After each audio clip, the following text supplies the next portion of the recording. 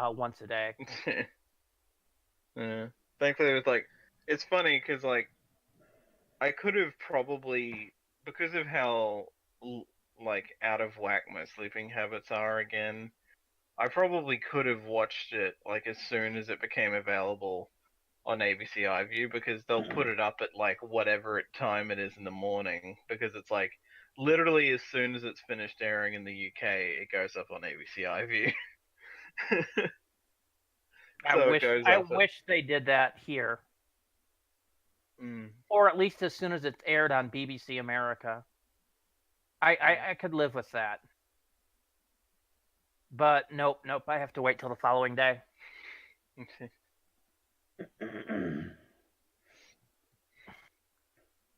How you going, Matt? Getting the chat open on my phone just in case. Knows you can stop. There's nothing to be reacting to right now. I just cleaned you out. Too much info. I blew my nose. Yes, I know. It's just defining it as clearing you out is too much info. Where the hell Although is... There it is. I know the feeling, but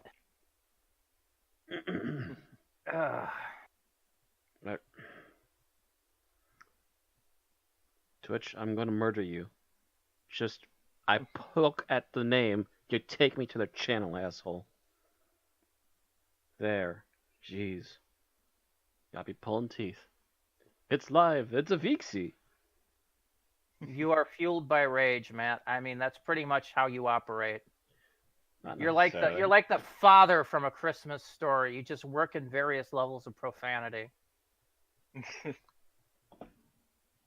Not necessarily, just that technology doesn't like to listen, and that does get annoying after a while.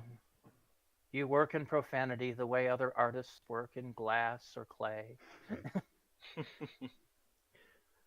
I'm able to make sailors blush in 5 minutes flat. Yeah, I can do that because I'm the son of a sailor, so you know. Vixie says he's up to date, so he'll watch. Cool. Oh, cool.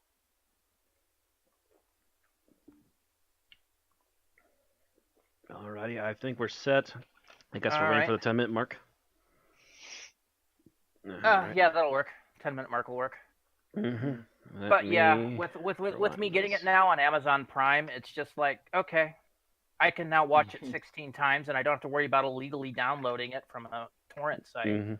And it is time. So, 10, 9, 8.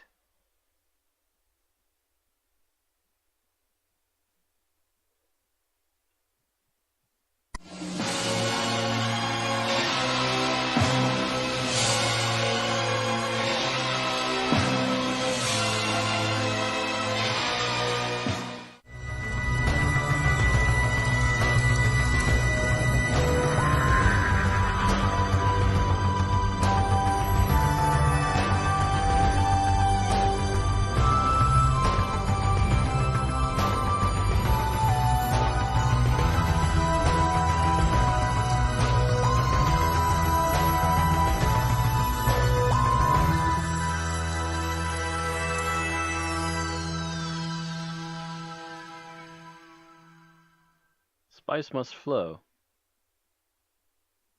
I take it that's a go? Yep. And here they are, ladies and gentlemen, the most pumped up group of peculiar pilots ever to blast their engines in the wacky races, competing for the title of the universe wackiest. What? It's not that kind of race? It's episode 277 on Unearthly Podcast, streaming live on the 17th of October, 2018, and featuring The Ghost Monument. Written by Chris Chibnall and starring Jodie Whittaker as the Doctor, Dawson Cole as Ryan Sinclair, Mandeep Gill as Yasmin Khan, and Bradley Walsh as Graham O'Brien. I'm your host for this evening, Randy Ronson McCulloch, filling in for Bill Sylvia, the Man in Black, who is off tonight due to a plethora of homework. With me on the panel is our technical director, Mad Matt Winchell. And my grocery store keeps restocking that Crystal Pepsi. Thank you.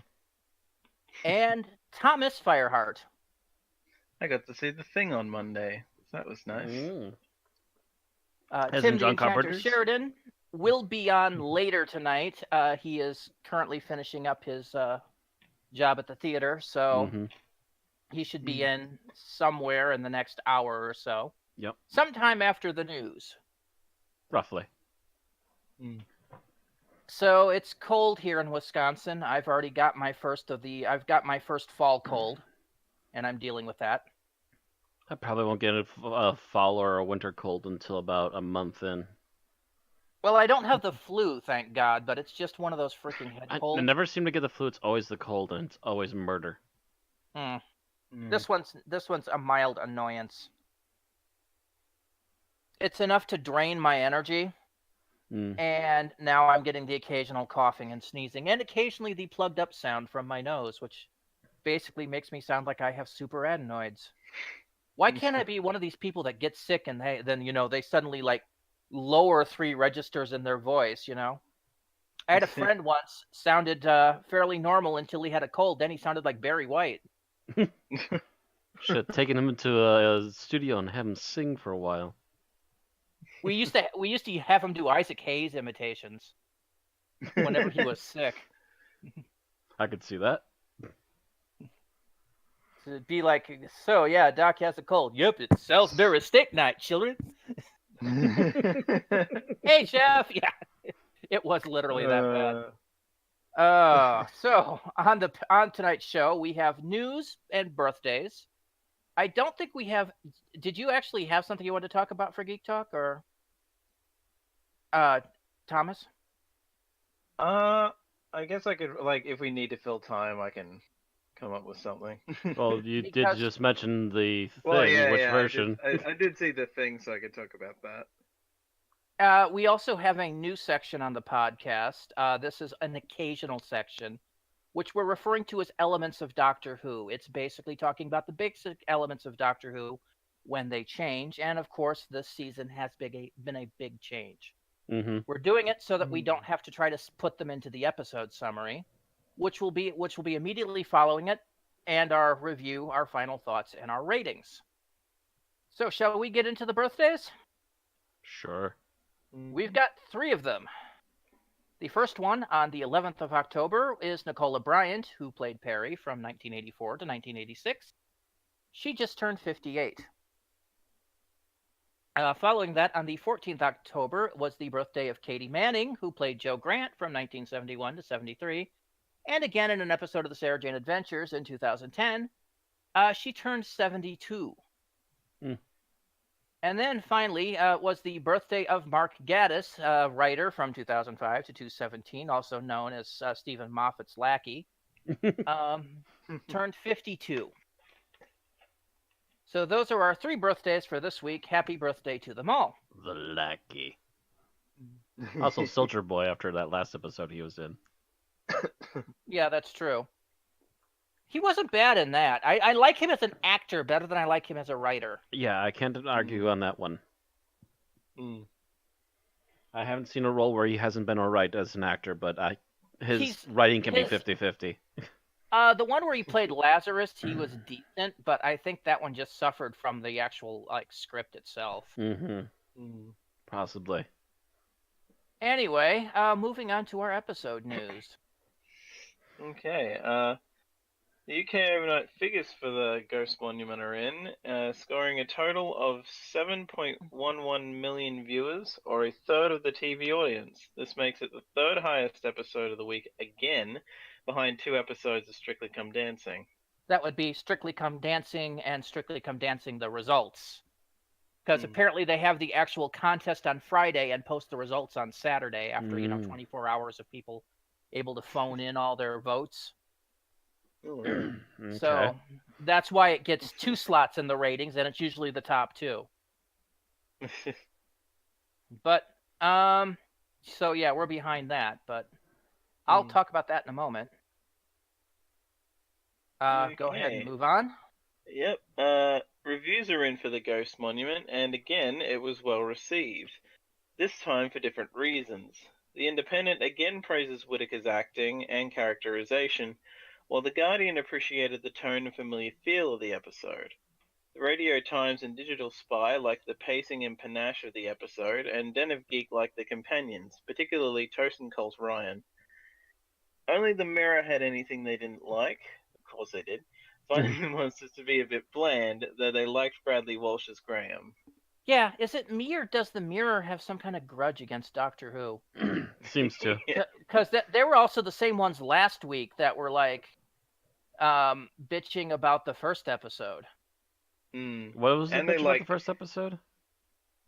I'd have to look it up, but it was basically that it was like they nitpicked about one bit of the Mm.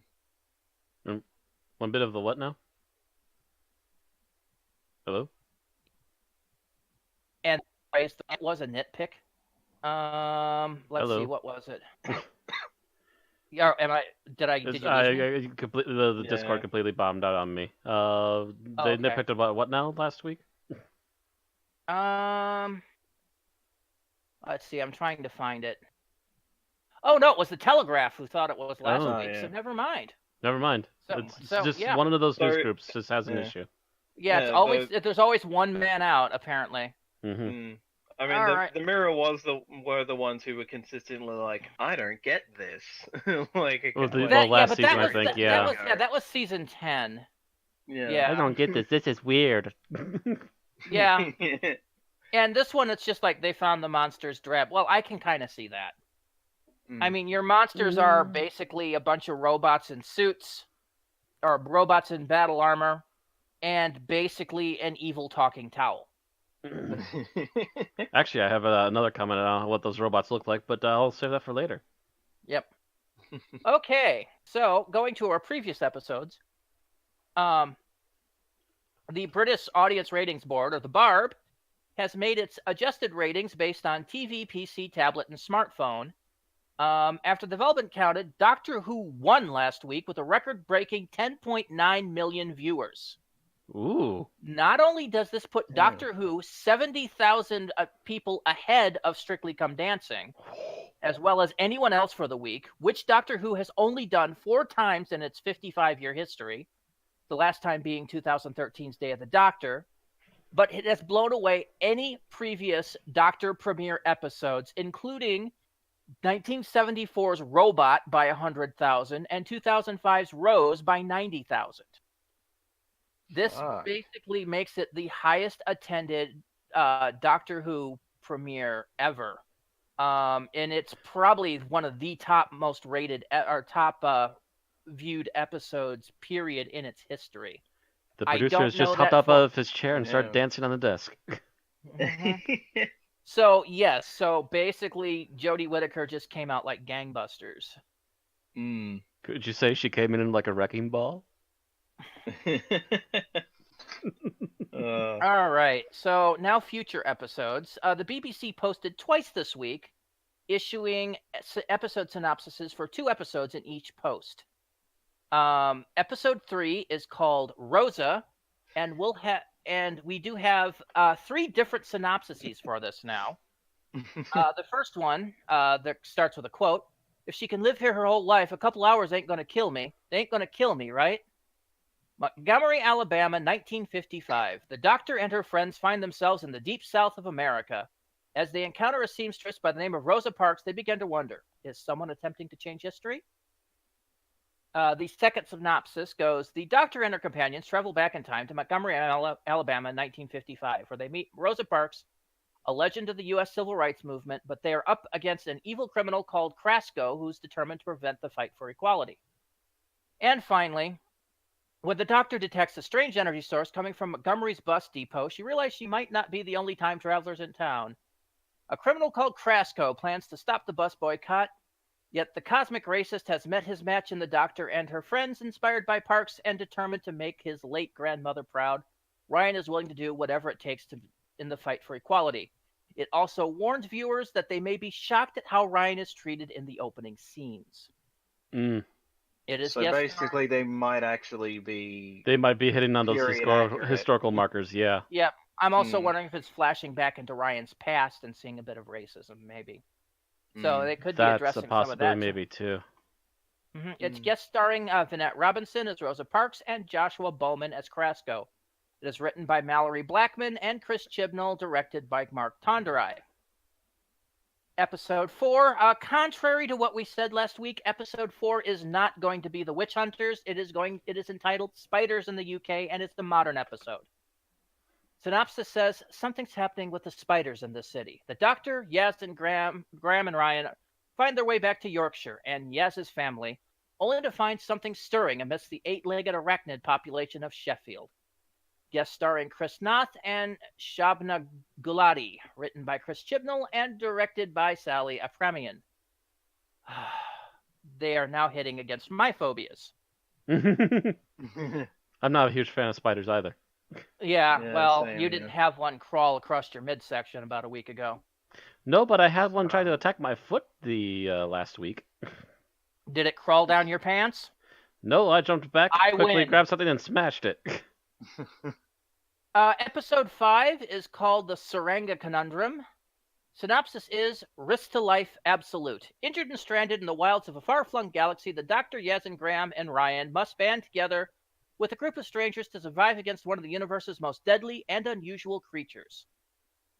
Guest starring Suzanne Packer, and Ben Bailey, Smith, Brent Goldstein, and Lois Chimimba.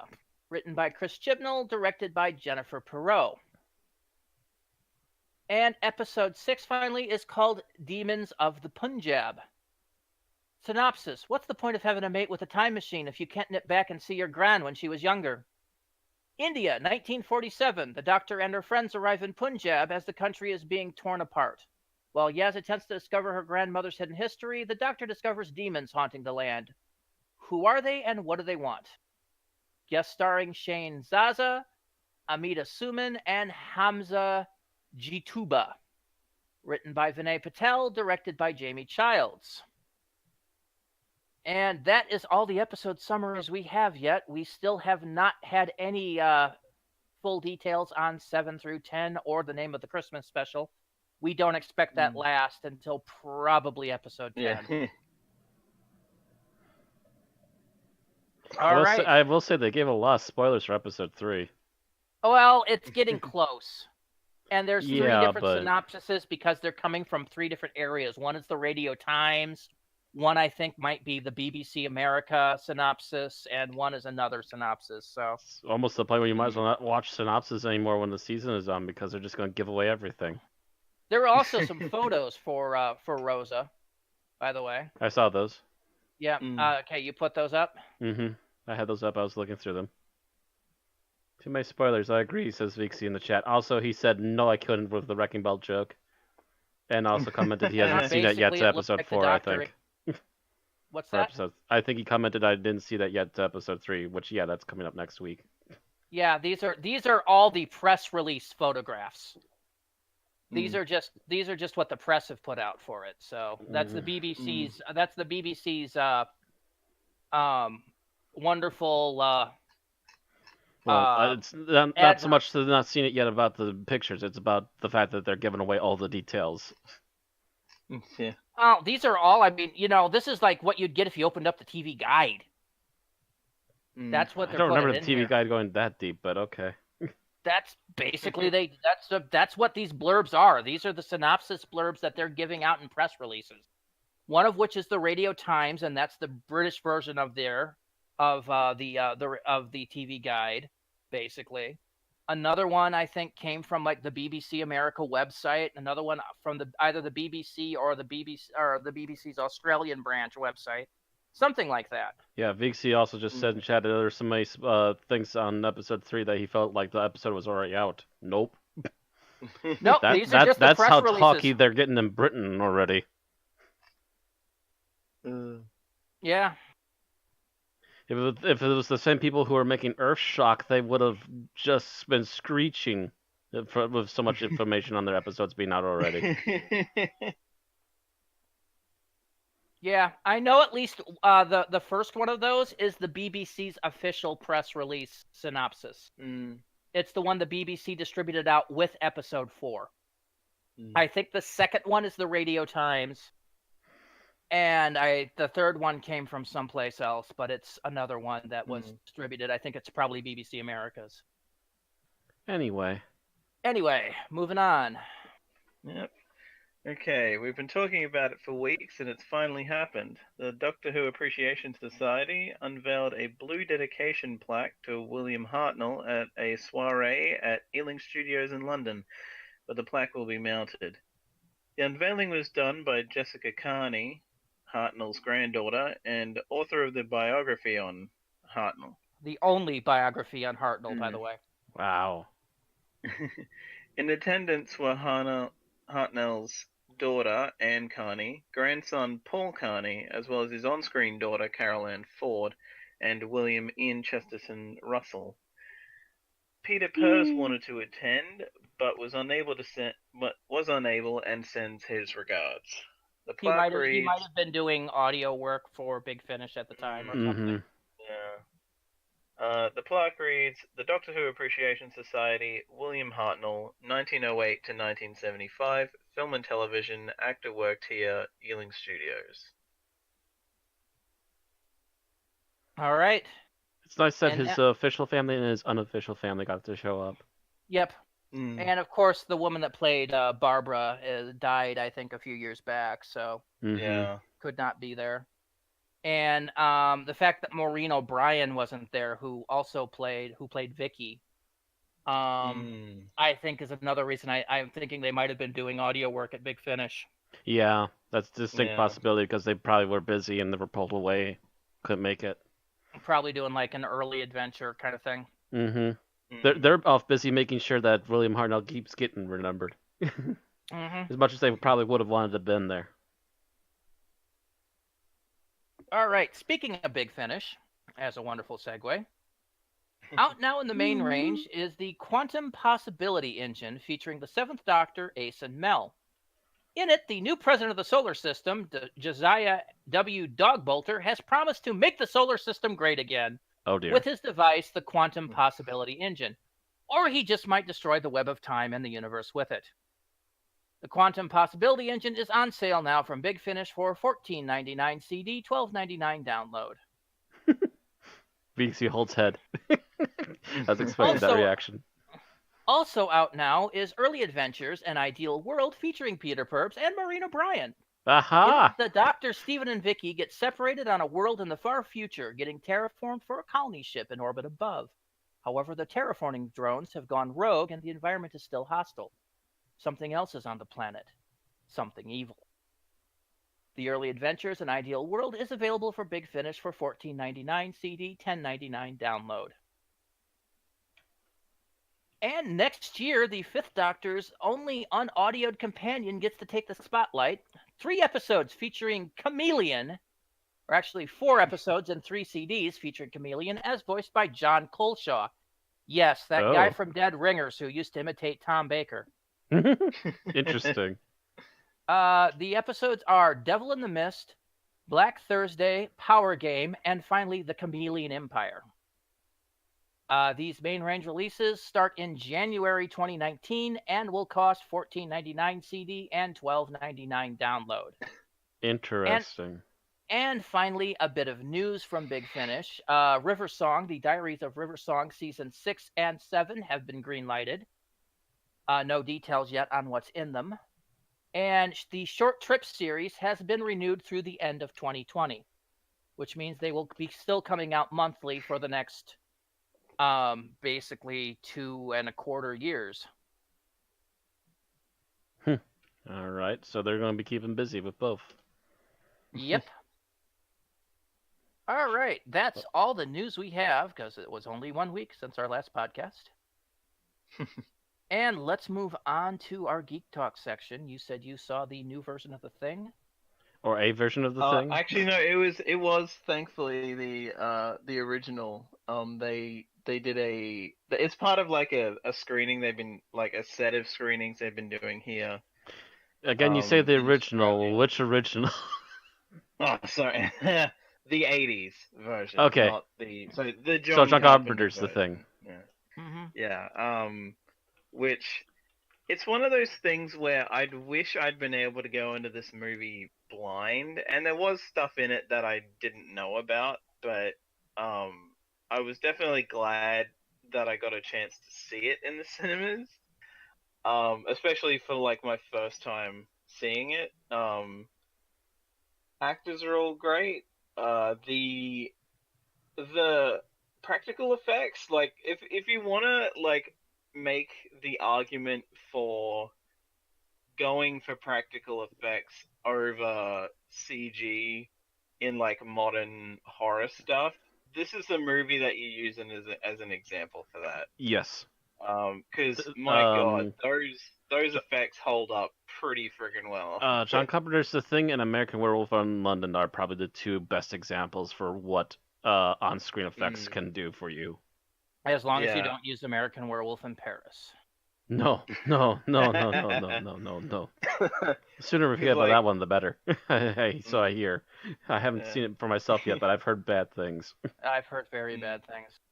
Yeah, like it's one of those things where I don't hate CGI by any means, and I'm definitely a case of if it makes sense to use it. But this is definitely a movie where and from what I can remember, like the prequel from like 2011 or whenever it was, Something like that, yeah.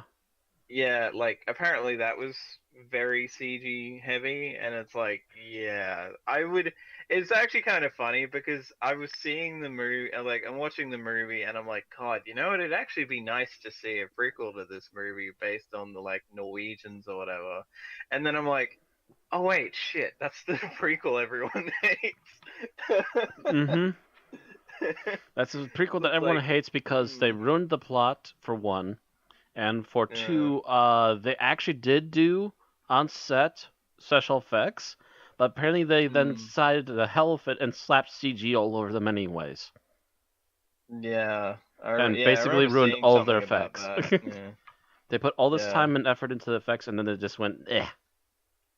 Yeah, like I remember like they did one like seeing some behind the scenes thing where it was like they put a lot of work and detail into this one thing that ended up just being like, oh no, we're using it for reference. It's like you put that much effort into a thing you're not even gonna show. What the fuck are you doing? Right? You're just punching yourself in the face at that point. Like especially because they would have had a bigger budget, so it's not like they wouldn't have been able to afford to do it all practically. Mm-hmm. Probably would have looked better too, but no. Oh well. Any more to say on that? Not really. I mean, I also saw The Graduate that morning, which was a funny tonal shift to go from seeing The Graduate to The Thing. Yeah. Yeah. 'Cause Yeah, there was like that could there's like cause a brain to spontaneously downshift. And generally I like that movie as well, though it's funny seeing Dustin Hoffman as like this socially awkward dude when I'm so used to seeing him in movies when he's much older and playing people who are way more confident. Peeks in the Oh, I chat, don't know. Miss Robinson. I still remember him as Rain Man too. Mm. Yeah, that's his ultimate socially awkward role. Yeah.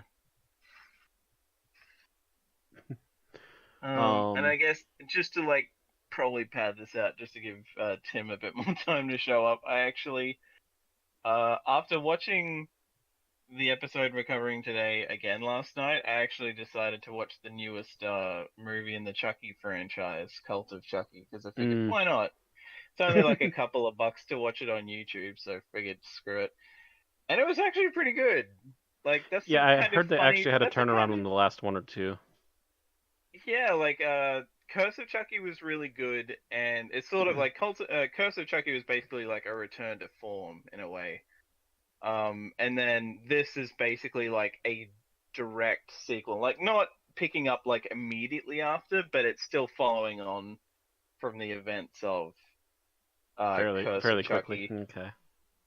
I think there's like all told, there's like a 4-year gap as far as the timeline goes, but yeah, it's like it's still following the survivor from the previous movie. Not And a lot of horror because it comes franchises up, do that these days. But yeah, the movie was actually like really friggin' good, and I was like, wow, shit, if this keeps going, it's probably gonna have a better reputation in its straight to home release lifespan than it ever did. Than it ever did in as a theatrical release, possibly, yeah. Because I Things only like that remember happen, really... like Puppet Master in Mm. particular is a direct to tape or direct to DVD series, and Mm. I'd say a good 8 out of 10 of them are actually really worthwhile watches. Mm. Especially in particular, I haven't seen all of them yet, but I have seen my fair share of them, and number 3 in particular stands out. Mm. First one was a solid one. The second one was okay, although there seems to be some sort of weird footage issue. But also number 2 introduced my favorite puppet monster, which is Torch. They literally made a model of that creature which could shoot a 5-foot-long flame. By the way, just to let you guys know, if Tim gets home the same time tonight as he got home last night, He's still got another half hour. He's got another 45 minutes. Oh boy. So actually, backtracking a little bit though, to John Carpenter and The Thing. So I want to poke this at you, Thomas, since I'm not sure how much you know about the background making of the movie. Mm. You realize that not only did John Carpenter direct it, I think he produced it, and he also wrote the music for it. He did that with most of his movies in the 80s. Most of them, yeah. I was gonna say that wouldn't surprise me all that much because I can remember like him being responsible for like what little music there is in the original 2 Halloween movies, aside from Mr. Sandman and Halloween 2, which is like the only outside of Mr. Sandman for Halloween 2 and Don't Fear the Reaper in Halloween 1. Oh, yeah. Which is actually the funny thing, because the new movie... He also choreographed dance numbers, Kappa. Yeah. The thing in my hometown, my hometown is actually getting a thing where, because the new Halloween movie ignores literally everything except the original, they're actually doing a showing where they're showing the original Halloween, and then the new one, and then basically like 2 hours after that showing, they're doing a showing for the new one. I'm going up to Aaron and Randy's this weekend. I'm bringing my DVD copy of the original, and then Saturday we're going to go out to theaters to see the new one. Which reminds me, I have to tell Bob no because he wanted me to come up to Point Out on Saturday. Your seats have already been arranged, Randy. Yes. No, I'm just no. We were up there last week, and then he just posted earlier this week that he wanted to ad hoc a different like one-shot RPG, and I'm gonna have to tell him no. Not this weekend, at least. Yep. We have plans. We have visitors. He's stuck up there dog sitting for his parents, so he gets lonely. Also, speaking of which, with the new one, John Carpenter was actually put on for producer and as a contact for ideas for the movie. Apparently, him and the original producer actually buried the hatchet as well, because apparently they were having a tiff over something. I forget exactly what it was, but it was like rights stuff or for Halloween. You mean? Yeah. I think it was like Carpenter was getting actually no, yeah, apparently like something I remember watching or something said that Carpenter was pissy that like he almost was supposed to direct like Halloween H2O, but unpaid fees that he was, or royalties that he was supposed to get from the original Halloween he never got. So he asked for like a higher price than normal to make up for the money he didn't get, and like they like I don't know whether the issues started there or they were before that, but yeah, like apparently him and a producer involved on the franchise like have since made up. I'm not sure on that, but I know the guy who bought the rights out from John Carpenter and all of them after Halloween 3 just kind of started making his own thing with the sequels. and went back to Michael Myers from part 2 into part 4. And basically, since he owned rights, he just kept going on doing his own thing, and I think he passed away. I can't remember how, but he passed away, I want to say, in the mid 2000s. It was John Carpenter with a hatchet. But yeah, it was. I believe after they became successful, John Carpenter became a little bit annoyed because technically it was still his baby originally. Yeah, yes, I know we're waiting for Tim, but this is getting a bit rambly. But anyway, yeah. So let's move on to our new section. Elements of Doctor Who, because there's actually quite a bit to cover here. Like I said, this is a new section. This is where we're going to discuss the changes in the very elements that make Doctor Who. Some of which were revealed in this episode. There are a couple we're not going to talk about till later in the season, and that would be the new Doctor and the new companions, because we want to get more of a feel for them than just what we've seen in 2 episodes. Yeah, we wanted to get a full season feel. Yeah. So, all right, so let's start off the bat. Let's talk about the new theme. I'm sure you've all heard it by now. I've heard it several times at this point. Yeah. Yes. So, what do you think? Matt. I actually... Oh, well, Thomas. Okay, you went first. I was waiting for someone to speak up. Yeah. And all I could hear was crickets. Actually, yeah, it's actually funny because when I watched the first episode last week and it was playing over the credits, my mum came into the room and she was like, that sounds like the original thing. Like, that sounds like the old theme. And I was like, yeah, it actually kind of does, with distorted a bit, but it does sound like I think it's sampling taken from the original theme. I think so anyway. In from a what I way, recall, I kind of like... go ahead. In a way, I kind of like the fact that as much as Capaldi's either theme in general or generally his the one mostly known for sort of grew on me, I was never really happy with it. And the fact that this is basically going back to basics in a way, stripping away most of the overproduced kind of versions of the theme, and it's okay, we're going back to something that's fairly simple again.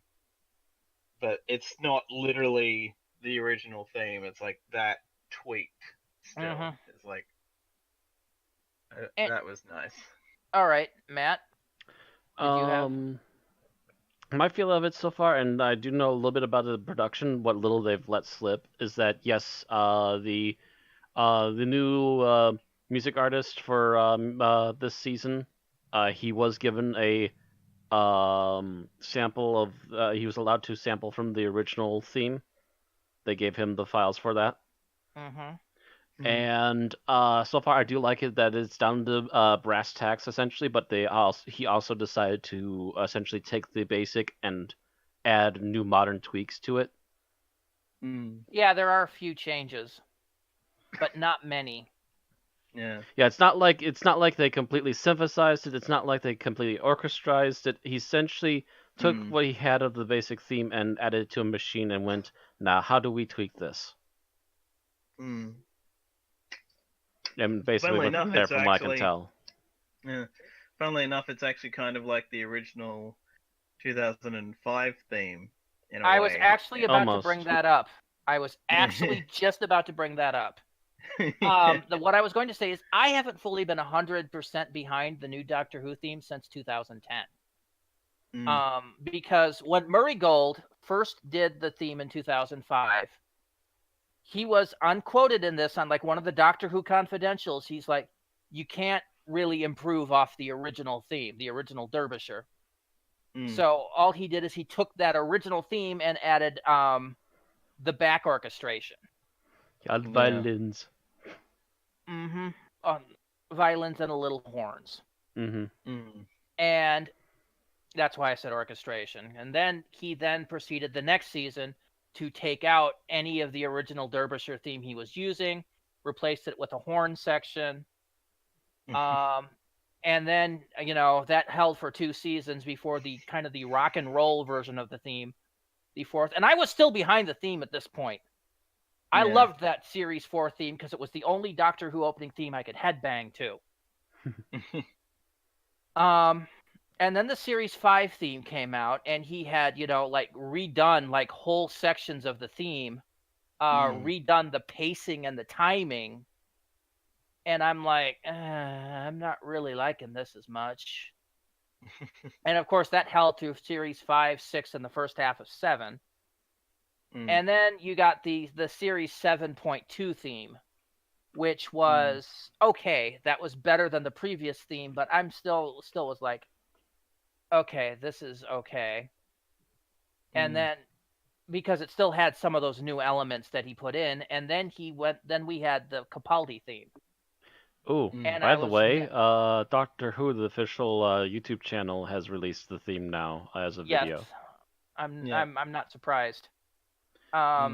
Do we mind if I play a couple seconds quick? Go ahead. Just for the sake of the podcast here. I'll pause it. I'm going to move it up a little bit, and I'm going to give it about 4 seconds.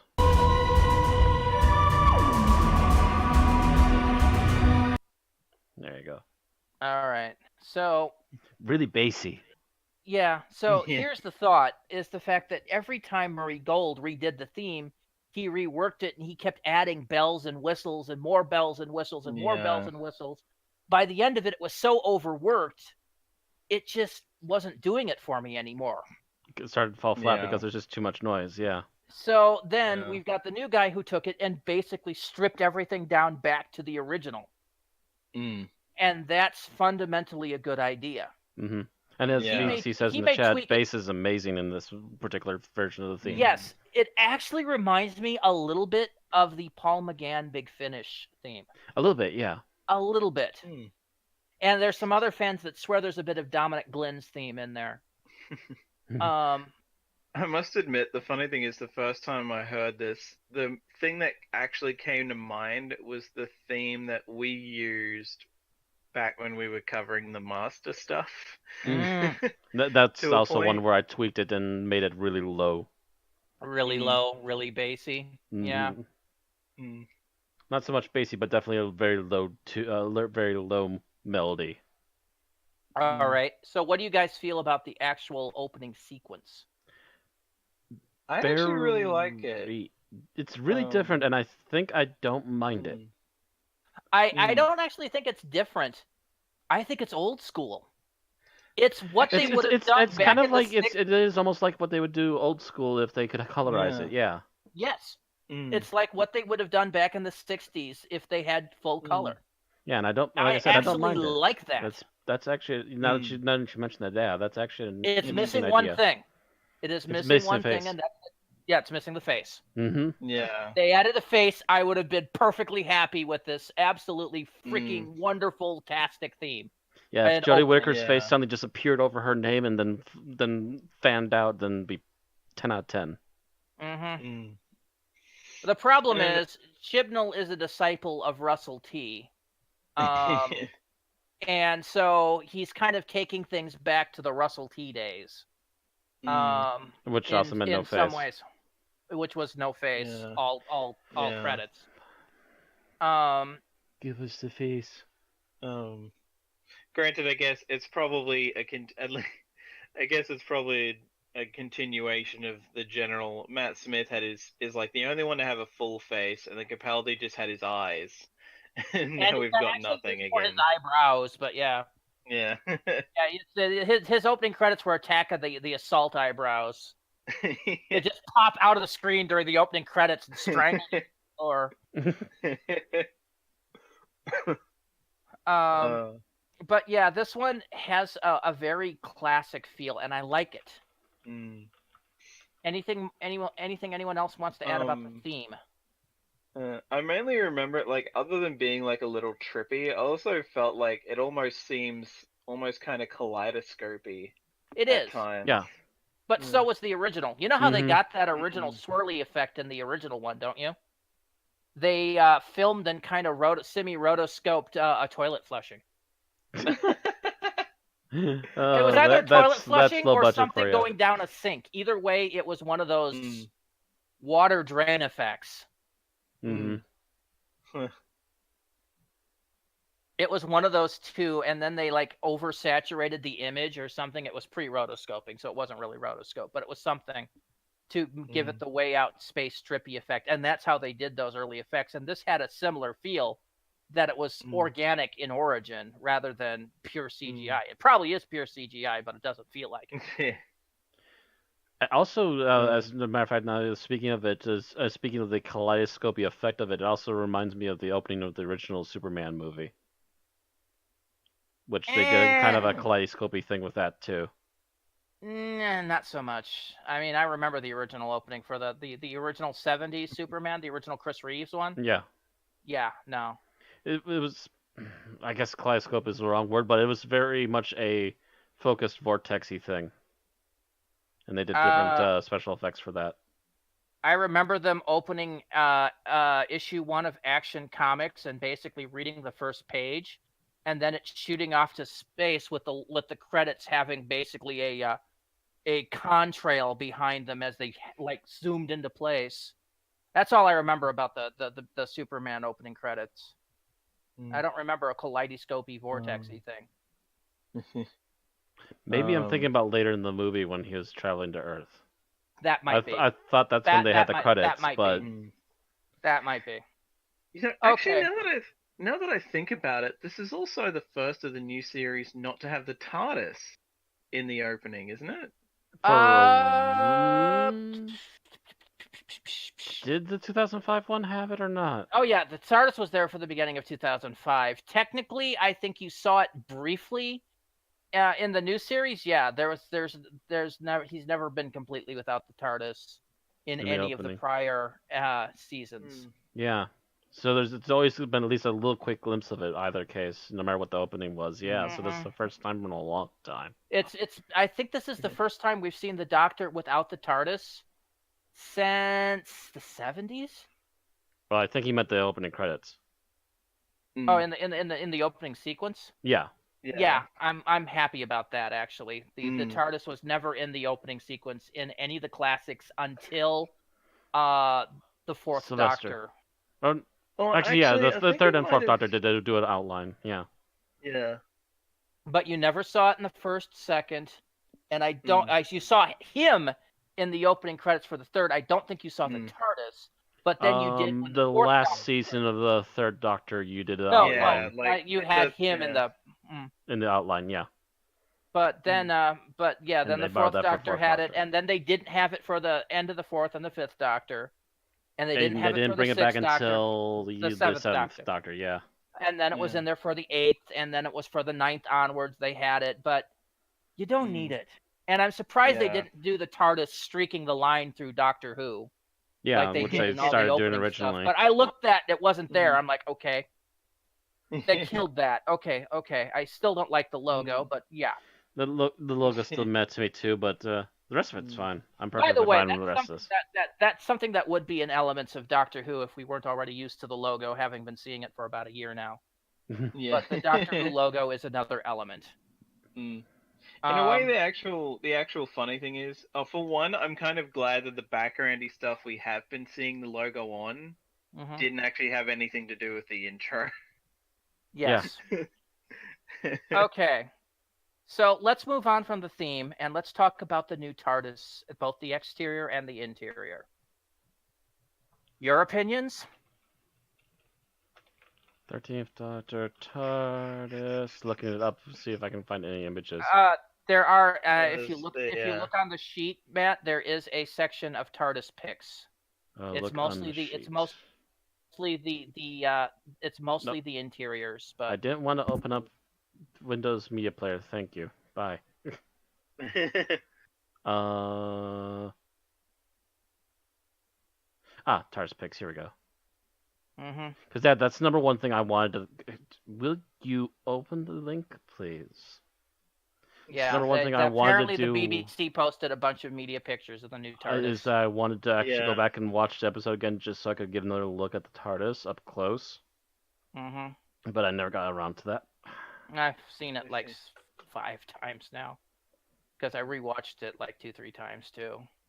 So boop. All right, so I'm asking you guys your opinions first. Yeah. I guess for one thing, just to get an obvious out of the way, I'm glad they kept the something going that they held over from Capaldi, where there's actually like a bit of an inlet before it spreads out into the actual console room. Mind you, they've Like, made it the entire police box now. Just pretty much just about, yeah. They even added an extra Yeah. police plaque on the inside too. Mm-hmm. Mm. So now it looks like the police box is just shoved into the side of the TARDIS. That's the only one. That's the only thing that kind of raised an eyebrow at. Otherwise, I think the rest of it, as far as I'm seeing, I really liked. Mm. I noticed there's a microphone attached to the console here. Yeah. Wonder what that's for. Yeah. Now that I think about it, didn't the Eccleston Tennant one have a mic somewhere? Like, not necessarily on the console. I think it had more of a modern mic. Because I remember the Master talking through it in Utopia. Ah. Oh, so it's like an outside speaker thing. Okay. Yeah. So that might still be what it's used for. Yeah. But so your opinions, Thomas? In a way, like, I'm not really sure. It's like I feel like I'm probably on the fence because there are like a lot of elements that I like, but some that are like, wait, what?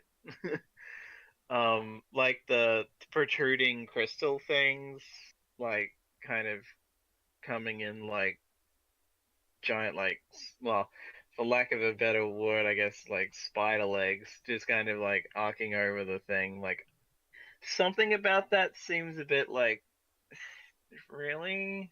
But, you know, the actual like console in that, I'll give them credit. Like, in a way, like, part of me is like, oh, this actually looks alright, but some of it's like, haven't we already done this with, like, Thank you. The 2005 one? Yes. And yes, so by the way, my opinion of the new TARDIS interior, I don't like it. Because it does feel like it's backsliding into the RTD era. Yeah. If you change the orange glow, replace it with a blue glow, it's basically the TARDIS console from the RTD era with some different bits on the top. Actually, the RTD TARDIS also had orange. It was orange and green glow. Yeah. And this one's an orange and blue by the looks of it. Mm-hmm. Yeah. But either way, it's basically the same kind of console that we've already seen. It's going back to a round console from the hexagon, which, you know, it's traditionally a hexagon. Traditionally hexagon, yeah. I loved, as much as I hated the Capaldi era theme, I loved the Capaldi era TARDIS console room. That particular console, other than a couple of things, was perfect. All the controls. What? Go ahead. And in a way, it was like kind of an example of a good modern take on the original.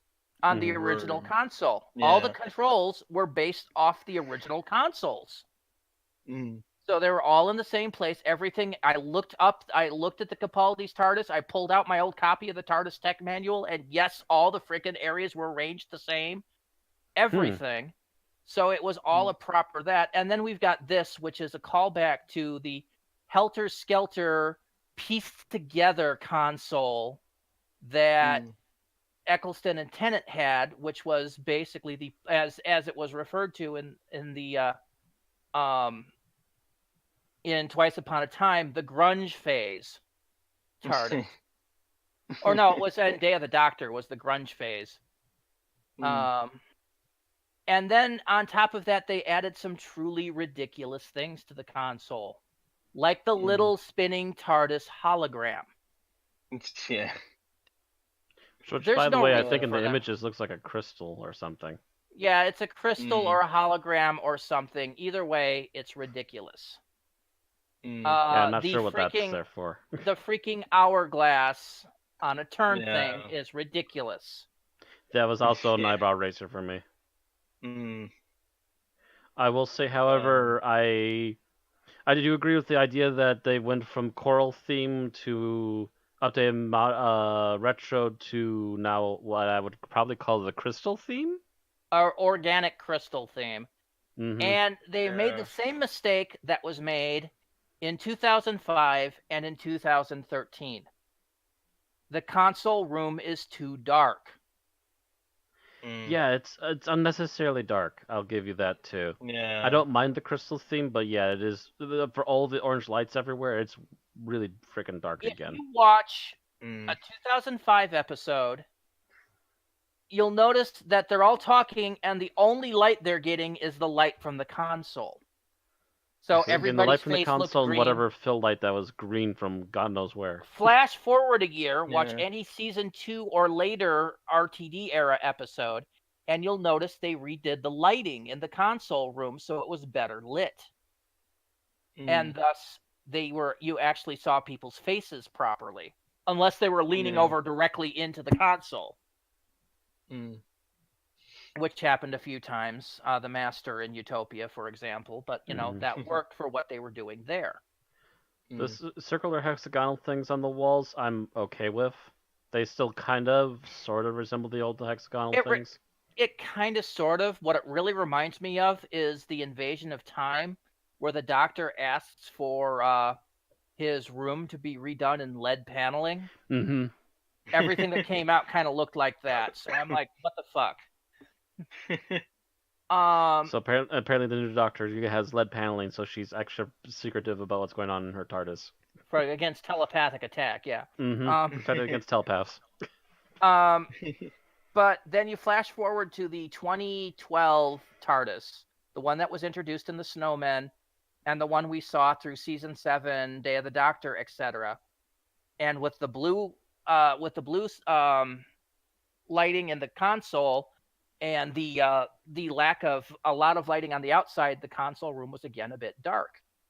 Mm-hmm. They fixed this when they went into the Capaldi era, and that became the best set ever. Orange, and then they added some lights on the outer side, and it brightened up the room, and that's what held through 3 seasons. Because a really awkward looking view screen, by the way. If that's supposed to be the view screen. Where is the freaking view screen? It's in one of the walls, and essentially it's a diagonal thing that removed like 4 or 5 of the hexagon-y things. Yeah, the exterior walls bother me because there's a lot of break in the walls where there doesn't need to be break. I'm going to send this to you guys in the podcast chat because we're technically in podcast mode. This looks to be the view screen as it's updating here. Okay, yeah, I was just looking at that picture. Yeah. That screams view screen to me, and I'm just kind of head tilty, like that's the screensaver, and there's a light next to it for some reason. It looks like Gallifreyan symbology. Really does. Some of it actually, that's which again screams screensaver to me. Not necessarily. It could just be reading out data. Either way. Oh, by the way, the other thing I liked that I didn't see earlier, though, in the actual episode, is apparently, I think, the steps up to the center TARDIS. Steps are up to the center console. They actually have more Gallifreyan dialect written to the sides of the steps as lights. Yeah, actually, that is in the pictures. It's the second row. I didn't notice that in the episode, but I noticed them here, and I'm like, actually, I like that. I'm a little less thrilled about that, as much as I was not thrilled about them as they were above the central column in the old one, because the thing about Gallifreyan text is it's supposed to be constantly shifting and changing. So having it as static imagery bothers me. Except that they do it all the time, so... And they've been doing it all the time since about 2012, yeah. I think since before then. No, because they had static imagery during the Day of Tenet era a couple of times. They'd have images on a screen, but then you'd watch as the images would shift and shift and shift and shift. There was a couple times where it was stationary. I don't remember that. I do. I've never seen those. Unless they're like single symbols on somebody's clothing, but yeah. I believe one of the big obvious ones during the Tenet era was the guy who turned himself into a monster by trying to get his youth back. I don't remember Gallifreyan symbology in that. In that particular episode, there's the Gallifreyan symbology on the screens in his lab. Yeah. I'll have to rewatch that episode. It's not one of my favorites. It's not a favorite of mine either. I just remember that symbology being there when we caught it back then. And by the way, the guy that turned himself into a monster was Mark Gatiss.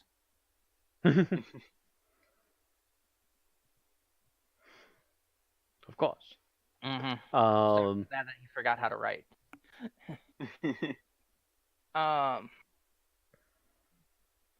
But no. I'd say I think my number one issue really overall is that they went really dark with the lighting again. Well, with me, they went dark. They went silly with the console. I mean, the biscuit dispenser is one thing, but the little holographic TARDIS and the freaking, Biscuit dispenser? Yeah. Didn't you see when she hits the activator, this thing pops down and it dispenses a little biscuit, which she wound up eating? I think I vaguely remember it. I need to go back and watch it. Like I said, I wanted to, but I didn't get a chance to. Yeah, it pops down like a little Pez dispenser. Pops out a biscuit. I'm like, fine with this because the doctor's barely away from the center console anyway. I figured when I saw something pop out of the console, it was going to be a new key. I would have thought that too, but apparently not. Apparently, Doctor has added biscuit button. Apparently. Why couldn't it have been a muffin button? That would have been awesome if it was a muffin button. Yeah, that was but British. It's got to be a biscuit. To me. I didn't add a muffin button. Then where did I get this muffin?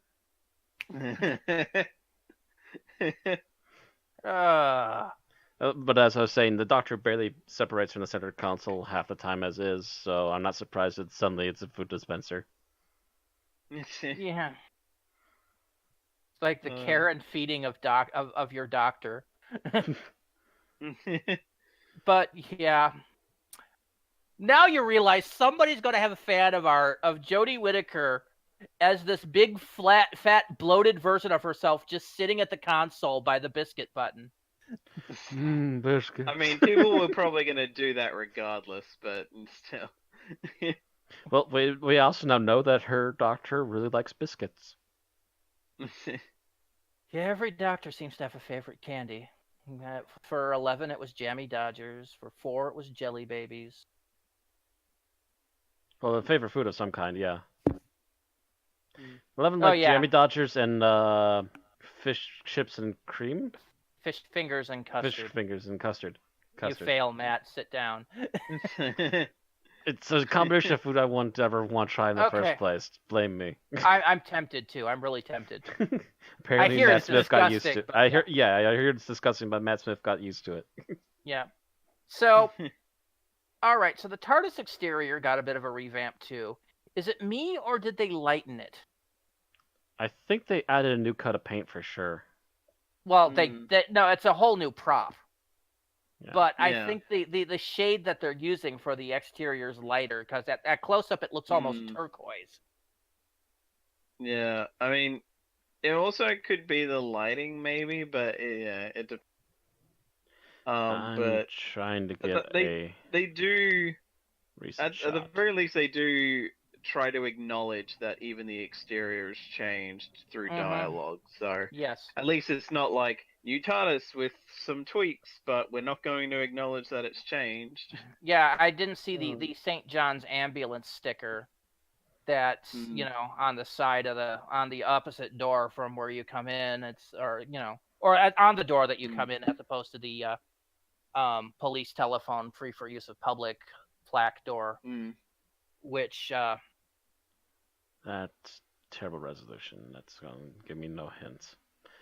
Other than that, I mean, there wasn't that much difference, so it wasn't too bad. I think they redid the plaque a little. Yeah, well, for one, the plaque is gone from white to black with white text. It was blue with white text, but the fact is, the TARDIS plaque has done that repeatedly over the course of the show. It was like in the 60s it was white, in the 70s it was blue, and then it was white, and then it was blue again. It was blue through the 80s.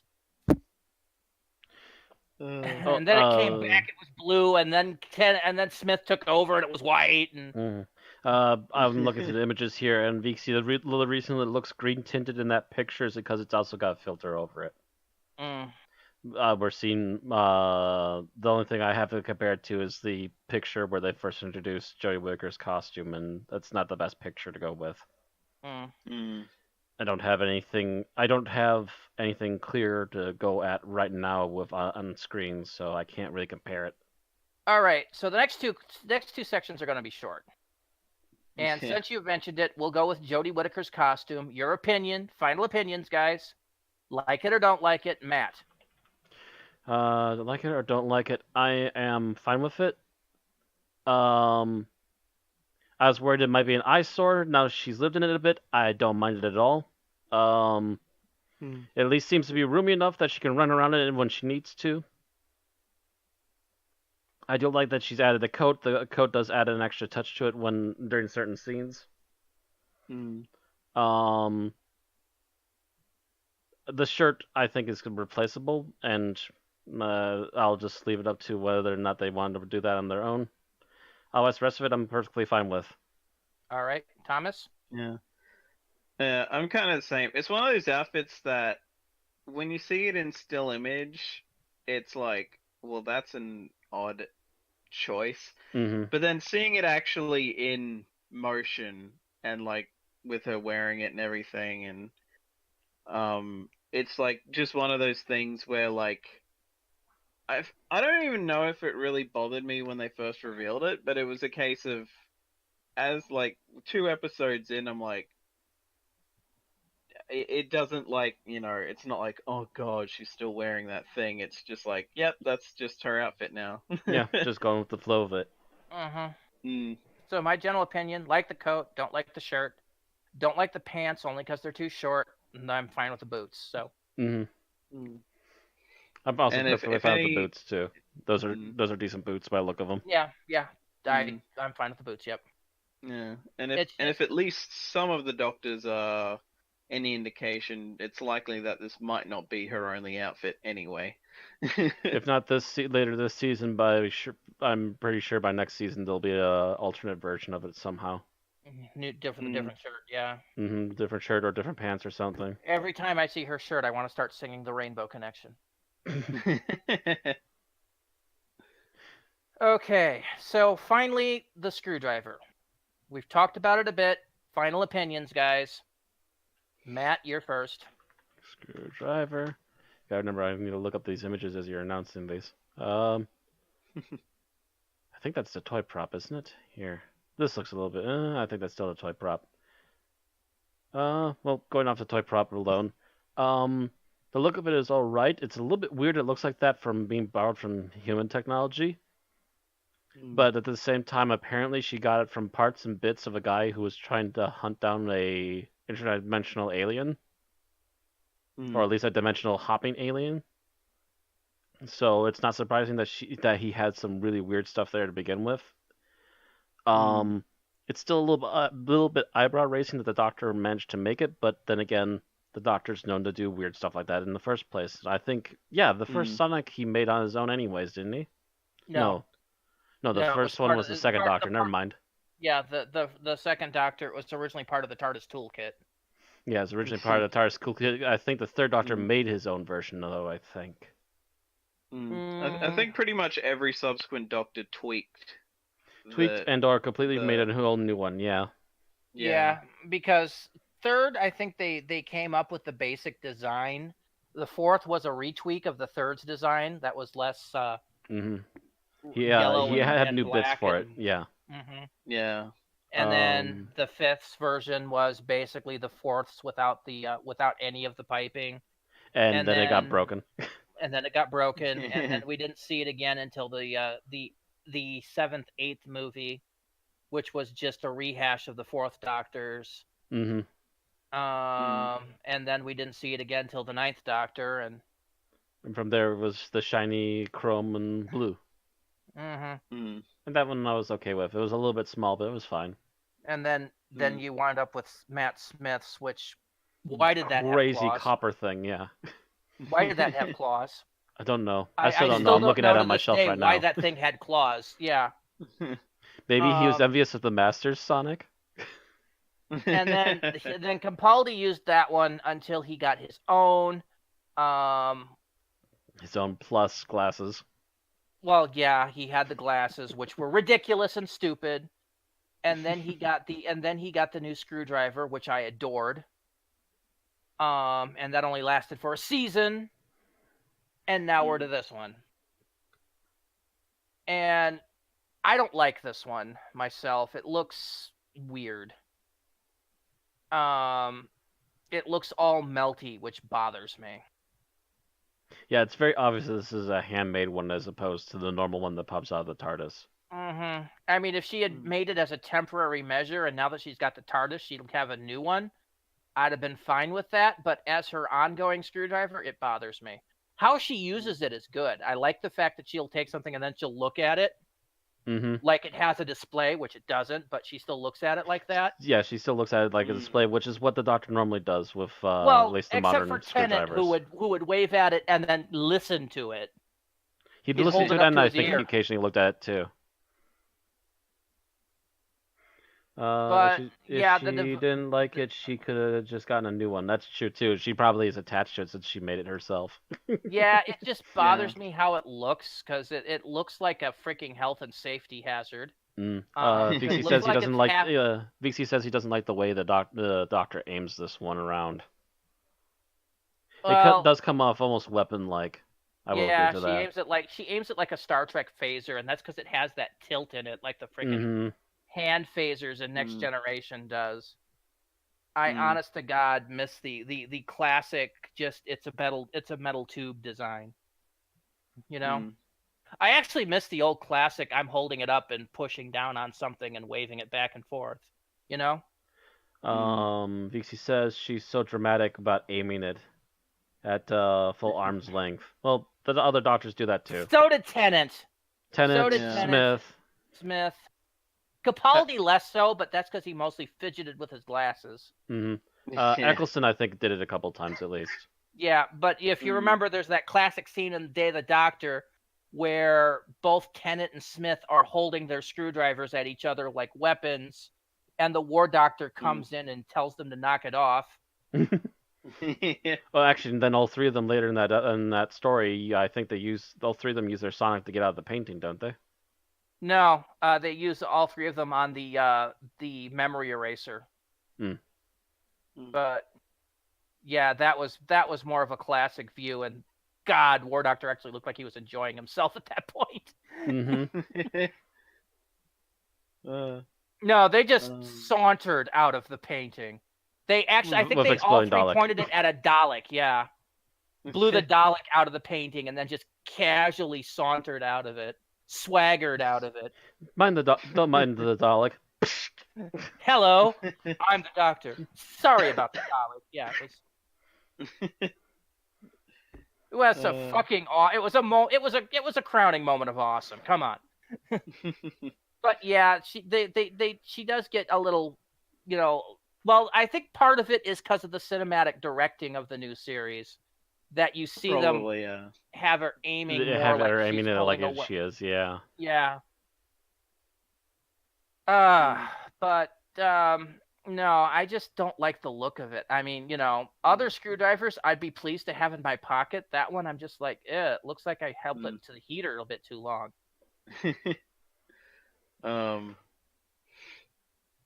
I mainly like the fact... If she's going to keep using it, what I wanted to do is to keep occasionally having it spark, because it's still got to feel more like it's handmade because of how rough it looks.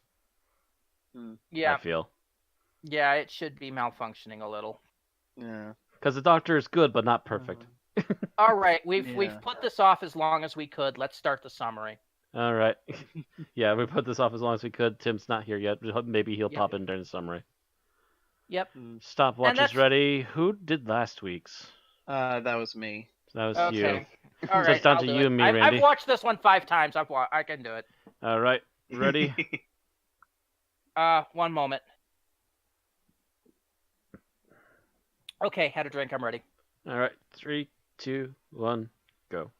Okay, so we start out in space with the Doctor and her companions floating there. And as they're basically contemplating the we're about to die situation, we see a ship coming out of warp almost right on them, and it pulls out something.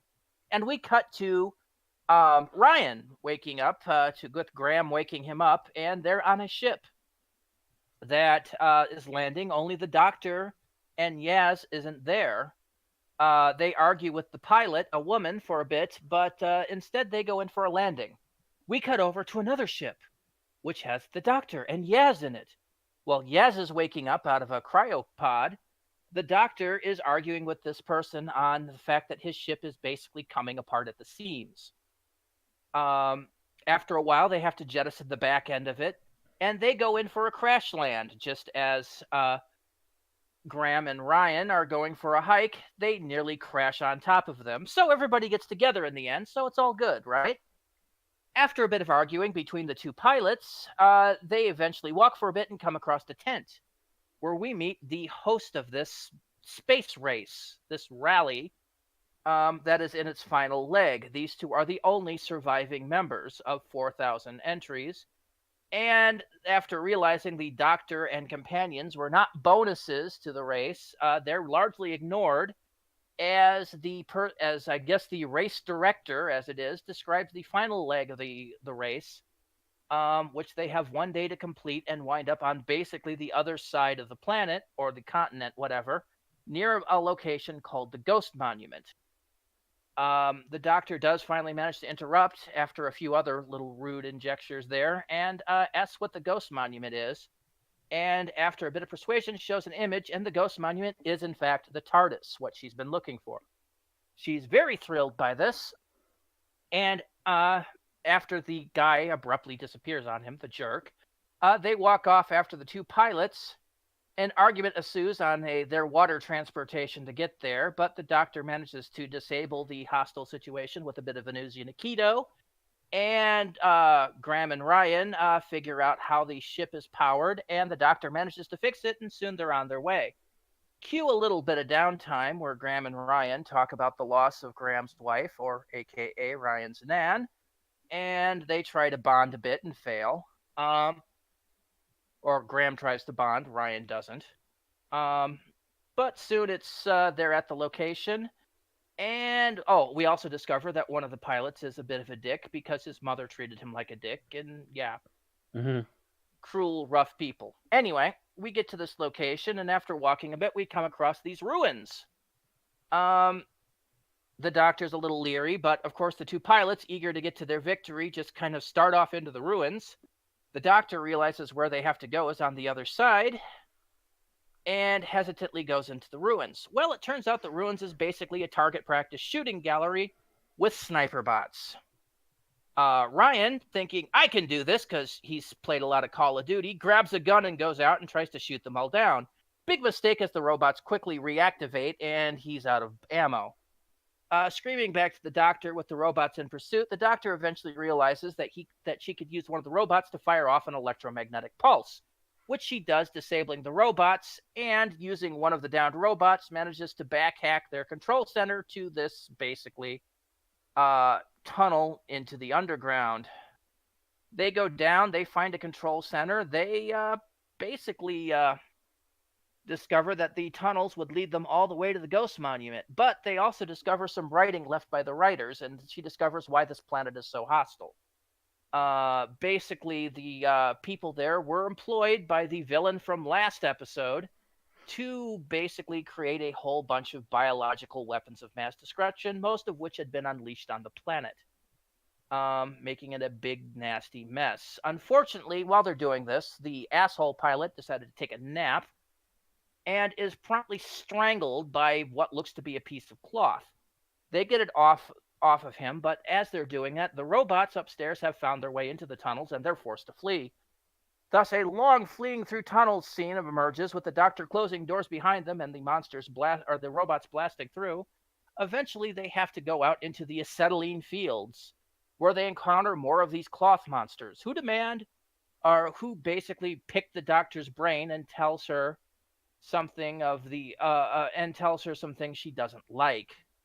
They then try to strangle her, but she, knowing they're in the acetylene fields, has made some choice words to Graham, who grabs a cigar, a self-lighting cigar, off of the asshole pilot, throws it in the air, and with a snap of her fingers, boom, instant fireball taking care of the monsters.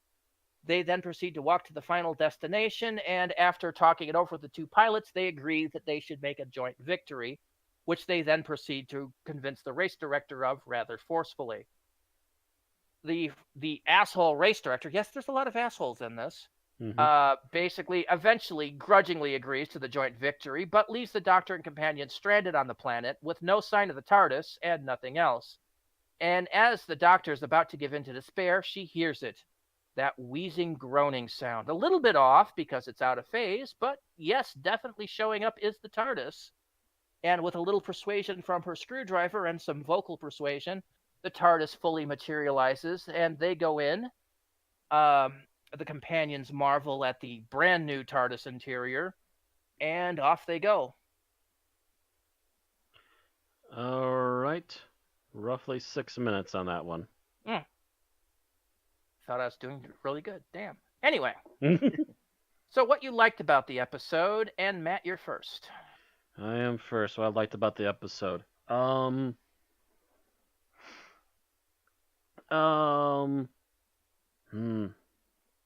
Which one to go with first? I like the location shooting a lot. They did a lot. A lot of this was done in South Africa, by the way. And there was some very nice locales that they did for this one. I mean, the TARDIS set was done in Wales, of course. Yeah. But a lot of the planetscape and stuff was done in South Africa. I think maybe the interior of the tents was done in Wales too. I was gonna say the interior of the tents and also probably the tunnels as well. I would assume. And the spaceship. The tunnels and the spaceship. And spaceship, yeah. But all of the outdoor shots were South Africa, so. And that nice outdoor pics for where to shoot had just so much to the show when they do it. Yes. And they're getting better at that now, especially this season. Instead of just having one episode filmed on location, they went to if they needed a location, they just went there. Sign that the BBC might have better faith in Chibnall than they do Moffat. Possibly. All right, Thomas, how about you? What did you like? I actually just like the whole thing of the Doctor not really knowing anything about where they are and what happened and actually having to figure it out, rather than just like a lot of the Doctors previous know pretty much everything. So in a way it almost felt like kind of an old Who Doctor thing where it's like, oh shit, here's a new planet. I wonder what this planet is. It's like, let's figure out what the fuck happened here. Yeah, it wasn't like, normally the Doctor hears the name of a planet and goes, oh, yeah. No, here she's like, I don't know shit. It's like, okay, something's wrong with this planet. I don't know what. But yeah, it did kind of feel like a classic episode, or at least one of the early Doctor Who ones from like 2005, 2006, where the Doctor feels out of his element.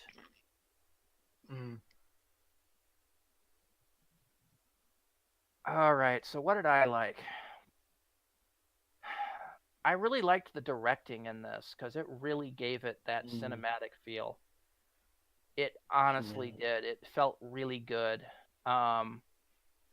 Everything about it. I mean, to the point they're running from the spaceship, landing in front of them. Could you imagine the BBC trying to do this before? Bit of a mess. Yeah.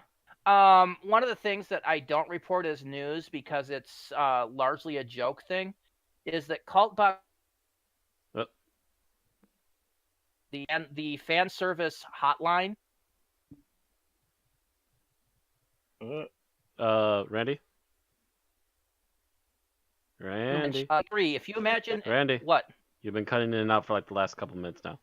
I have been? Yep. Oh. That was you this time. Probably because I loaded Cultbox. Sorry. So rewind that a bit. Okay. So... one of the things that Cultbox has, and yeah, it's trying to load ads on me, bastard thing. One of the things that Cultbox does is it has the Doctor Who fan service hotline thing. It's a joke post. But one of the things that they posted for this week's The Ghost Monument was, press 3 if you imagined Eric Sayward watching that episode, weeping into his halloumi and howling, "It's not fair! This is what it looked like in my head, but we had to use Ron Jones! Ron Jones!" If you don't know, Ron Jones was somebody that John Nathan Turner hired to do 6 episodes of Doctor Who back in the 80s directly out of film school. He is responsible for good episodes and bad episodes. One of the episodes he did was Time Flight. But at the same time, he did do things like Vengeance on Varos, which we think is probably better known for its writing than its directing. But yes, so I think the cinematography in this was just amazing. Just in time. Hello, Tim. Hello. Hello. You missed Thankfully, elements you're of better Doctor this Who, week. but you're here for the what we liked about the episode, Tim. Oh boy. So what did you're the you last like one. about the What did you episode? like? Okay, so I didn't get a chance to hear what everyone else said, so Let's let see. me know if this is... Matt liked the on-set film, the on-site filming. He liked the location shooting. Location shooting, yeah. I liked the directorial choices, the cinematics of it. And Thomas, sorry, my brain just blanked. What was yours? The fact that the Doctor was mostly clueless and wasn't like Oh all-knowing. yes, that's right. That's right. Thank you. My brain just suddenly decided to blue screen on me. It was it again. It was a good one. Yes, Oh, yeah. yes, I'm like, that. it's good. I remember I agreed with it, but where did my brain go? Sorry, right. it's probably my cold medication kicking in. Tim. Yeah. Okay, so I really liked the two new characters that were introduced, the racers. Epso and Angstrom. Epso and Angstrom. Yeah, I thought they were unique, and I liked their backstories. That were presented very well. They sort of like served as a good counterpoint to each other, as well as a nice introduction to the companions to the universe at large.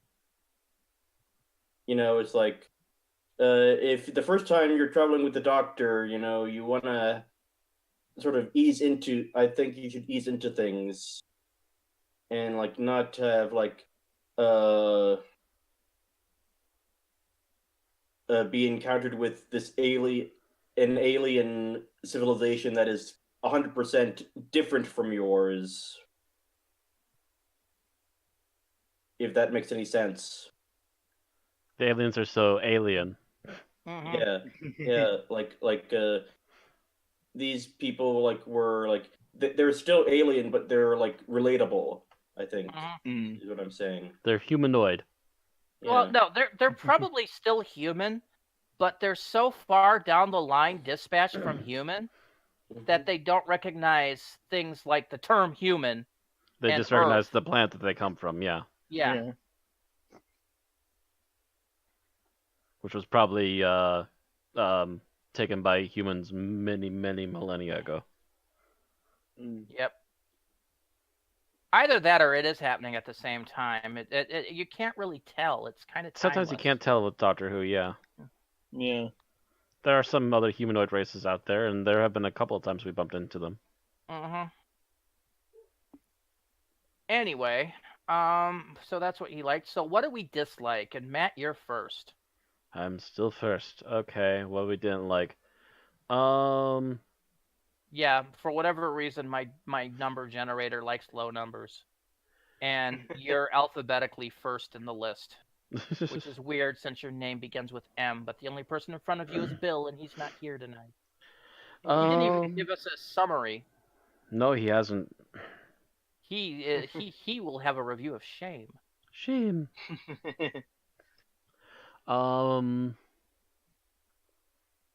Thing I didn't like overall. Trying to think. This is probably gonna be very nitpicky. Good luck. That's right. You still don't know what to pick, don't you? Me? I can't think of a bloody thing.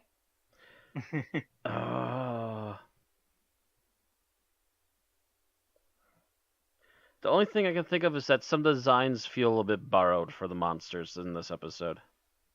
Well, I mean, you've got robots in armor. The robots in armor, which look a lot like Destiny knockoffs, and then you've got the floaty cloth monsters, which also feel a lot like the tinfoil monsters from like Second Doctor era. Except done all in CGI. Done on all CGI and more cloth-like instead of tinfoil, but yeah, it's the monsters feel a little bit uninspired, but then again, there's a lot of other things going on that feel that you just kind of ignore them almost. Like I said, it's very nitpicky. Telepathic killer cloth. I mean, as far as visually scary, the silence was better. And I don't like the silence. Vixie in the chat, it did look like Cade from Destiny. Yep. Boom. I don't even play Destiny, and I already called the robots as being Destiny-like. All right, Thomas, how about you? Damn,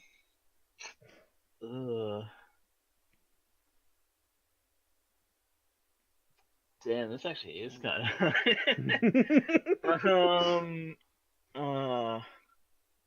Yeah, I can't even find a good plot hole to bitch about.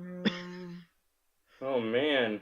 Yeah, that's hard. It's impressive when Randy's hard pressed for even a plot hole. I mean, I thought I had a bitch, and then I rewatched it and realized no, my bitch was taken care of.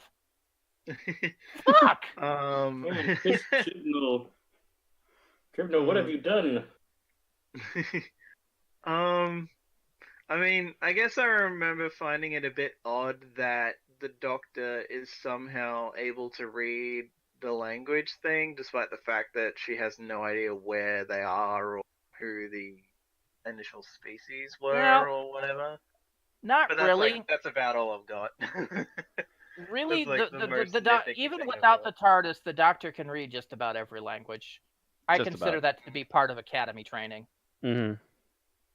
Just in case you're too far away from the TARDIS. It might have been some kind of, specific Galactus speak from a certain era. Mm. Just an era before these guys, so they didn't know what it said. Mm. Regardless, I didn't find it that far-fetched. Mm. Tim, how about you? Was there anything you didn't like? All right, this is a minor nitpick, and for now I'm going to chalk it up to like early installment weirdness, post-regeneration trauma. I felt that there were times when the Doctor gave in to doubt and despair a little too easily. Or gave in to self-pity a bit too easily, especially near the end. Where she was trapped at the end without the TARDIS? Yeah. Yes and no. I honestly think it was mostly just the disappointment of the TARDIS not being there, getting to her. Mm. But it's like you're looking forward to it. I'm going to finally get to the TARDIS. Going to get the TARDIS. It's not here. It's not here. God damn it! It's not here. What? It's kind of your princess is in another castle. It's like, oh fuck! Now what do we do? But of course, she's the Doctor. Just wait 5 seconds. She can't say, oh fuck! Now what do we do? Because little kids all over Britain would go, ah! They're virgin ears. They can't handle it. Yeah. handle. I mean, you remember those outtakes of Tom Baker like snapping at K9? Oh, you never fucking know the answer when it's important. Yeah, that was scandalous in the day.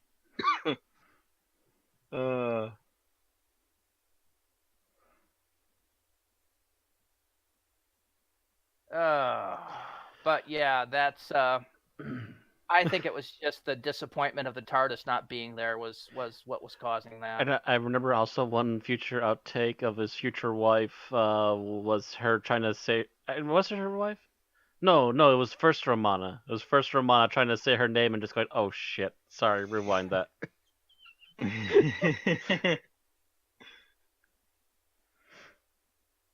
Oh, all right. So I still can't think of a bloody thing. And Randy's still out of the things. It's technically perfect. Writing was no plot holy. No, I'm. Again, everything is very minor nitpicks, to be honest. Yep. All right, so let's move on to favorite scene, Matt. Favorite scene. Oh gosh, I know I had a couple. I'm trying to remember which one now. I have a few.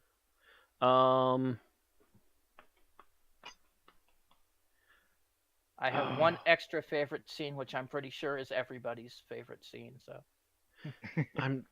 There's one of the right in the back of my head, and I'm trying to remember it, and it's just not coming forward. So I'm just gonna have to go with one of the other ones. Actually, the EMP scene. That's one of mine. She's just like he comes about running back in, and she's like, it didn't work, did it? No, and you made it even worse. Possibly. All right, everyone, get back. See, you're looking at the gun when you should have been looking at this. Poof. All right. Thomas. There are probably a few, but just because the line to me is pretty funny, I'm gonna go with when they're in the boat and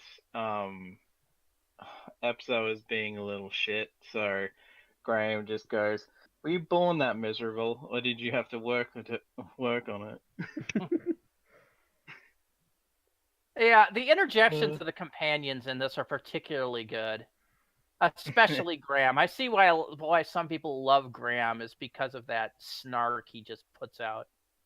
And it's not. You expect him to be a bit either. of a boneheaded old man, but he has such good moments right now. All right, Tim, how about you? Oh, I just loved when Ryan goes all Leroy Jenkins.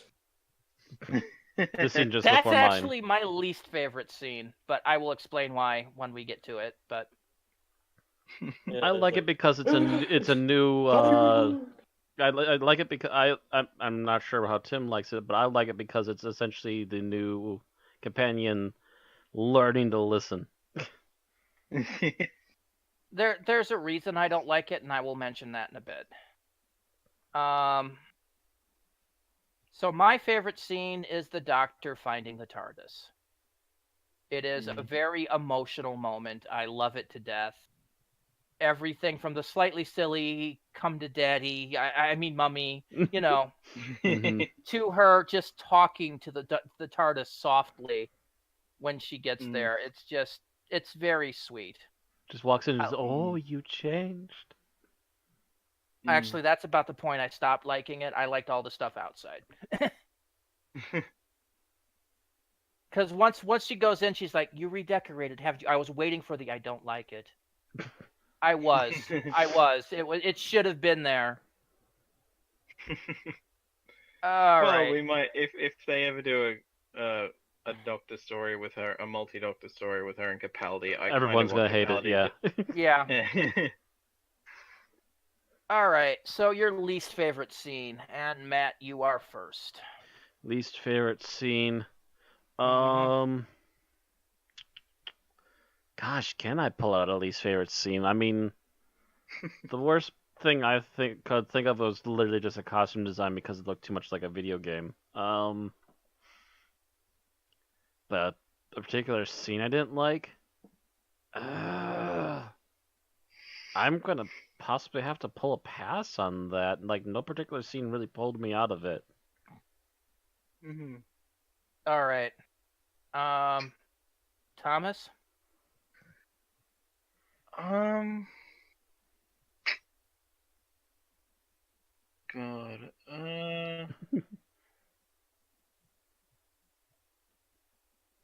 You know, it's like it's weird. I don't know. I begin to wonder if they pulled a sleeper hit on us out of the clear blue.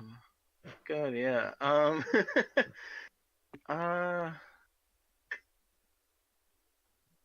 God, yeah. No, fuck. I haven't really Pass is an option. It's like it's so weird.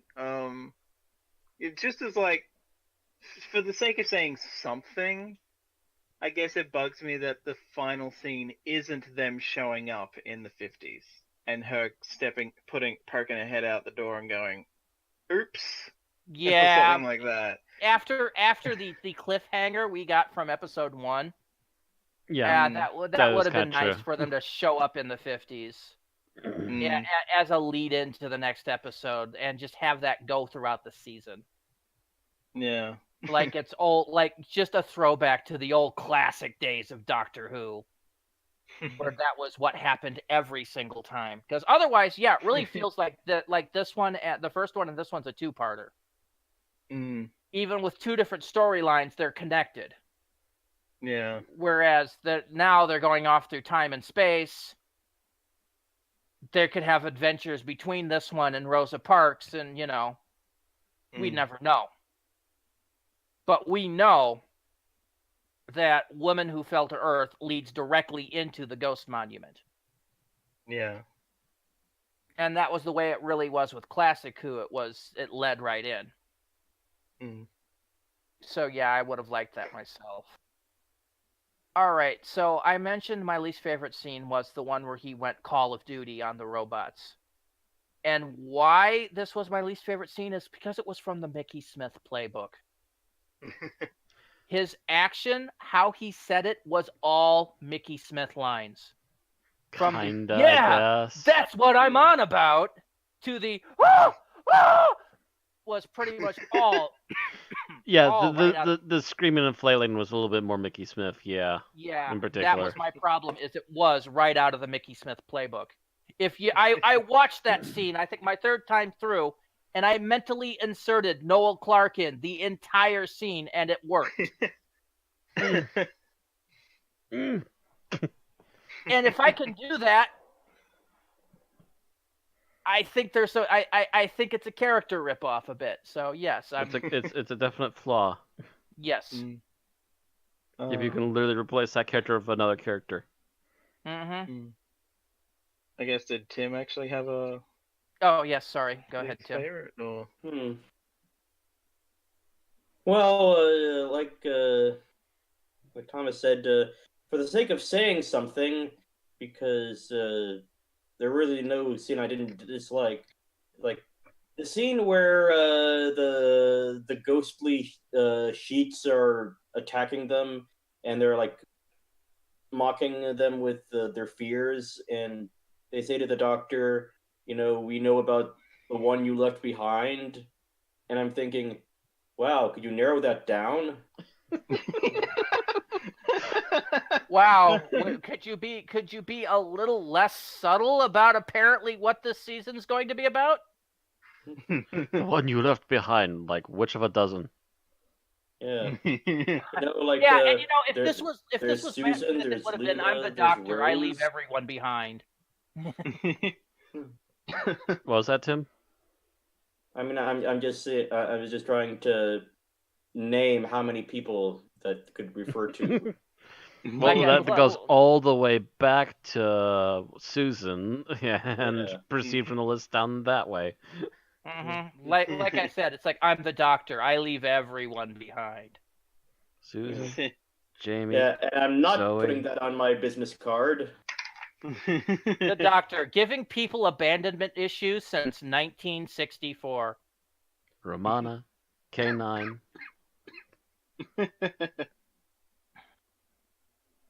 Yeah, it just goes on.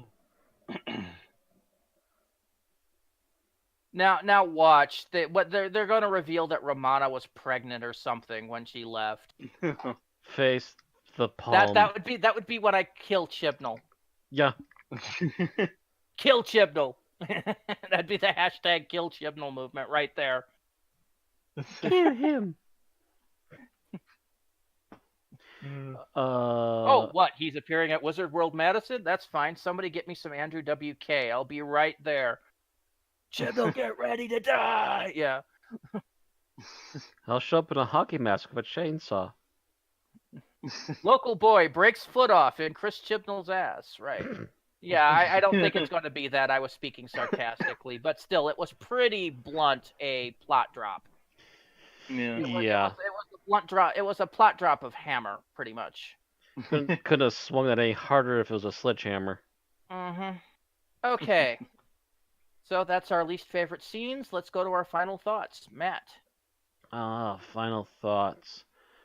Overall, I have to say it's been interesting to see how hard it is to even come up with any bad things for this particular episode. Outside maybe little design quirks and maybe a few other things we would have changed or redone slightly, there seems to be very little problems with this one. It's a pretty solid story. The main actors are really good throughout. The monsters are a bit meh, but they're just there to fill time anyways, technically, and keep the characters on the run. And they fulfill their contractual obligation for the episode, and even do a little quick tie-in to the previous episode at the same time. That's about it. All right. Thomas? It is kind of funny, because the more I think about it, like, part of me was almost kind of, God, I can't think of anything negative, but I don't know how highly I'd rank this one. But either way, like, I really like this one. And I actually kind of like, and this is something that I probably would have said if I hadn't gone with, like, the Doctor basically being clueless. My other thing would have been, like, I like that there was not really an antagonist. Like, there wasn't a villain of the week. It was just survive this planet. Technically, the planet itself is villain of the week. Survivor, Doctor Who style. Yeah. Survival, Doctor Who style. Let's vote Ilyn off the island. Well, that's the funny thing, is the show that came to mind was, like, The Amazing Race. Kind of! Actually, that's a good analogy. One of the few reality shows I actually watched episodes of for a while. Before my guilt got to me for watching reality shows. But yeah, like, solid performances. I like the fact that Epso, who you would figure would, like, become a villain, or, like, yeah, you know, like, the typical thing would be like, oh, well, this dude's clearly going to turn on everyone, and he doesn't. Like, he considers it. They toy with you a bit, but the fact that he doesn't was nice. He makes a few half-hearted attempts. Yeah. Like holding the gun to Angstrom at the ship. He tries. He fails. He tries, but it fails horribly as the Doctor pulls out Venusian Akira out of nowhere and just goes, "Yep, stop." Yeah. Epso reminds me of a little kid going, "I'm a badass." Pretty much.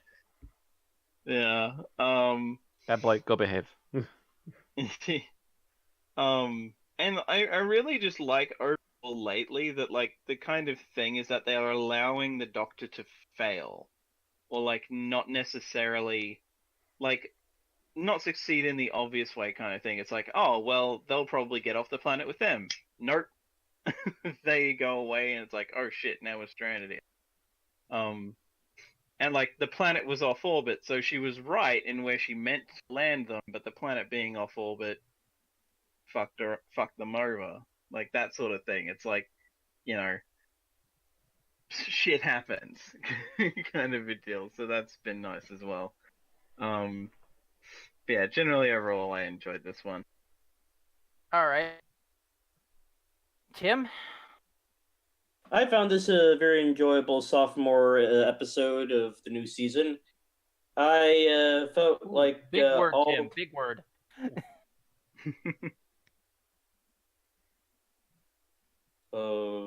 Yes, I do use big words now and then. I wasn't really making fun of you. I was thinking that was a big word for the podcast in general. Oh. Okay.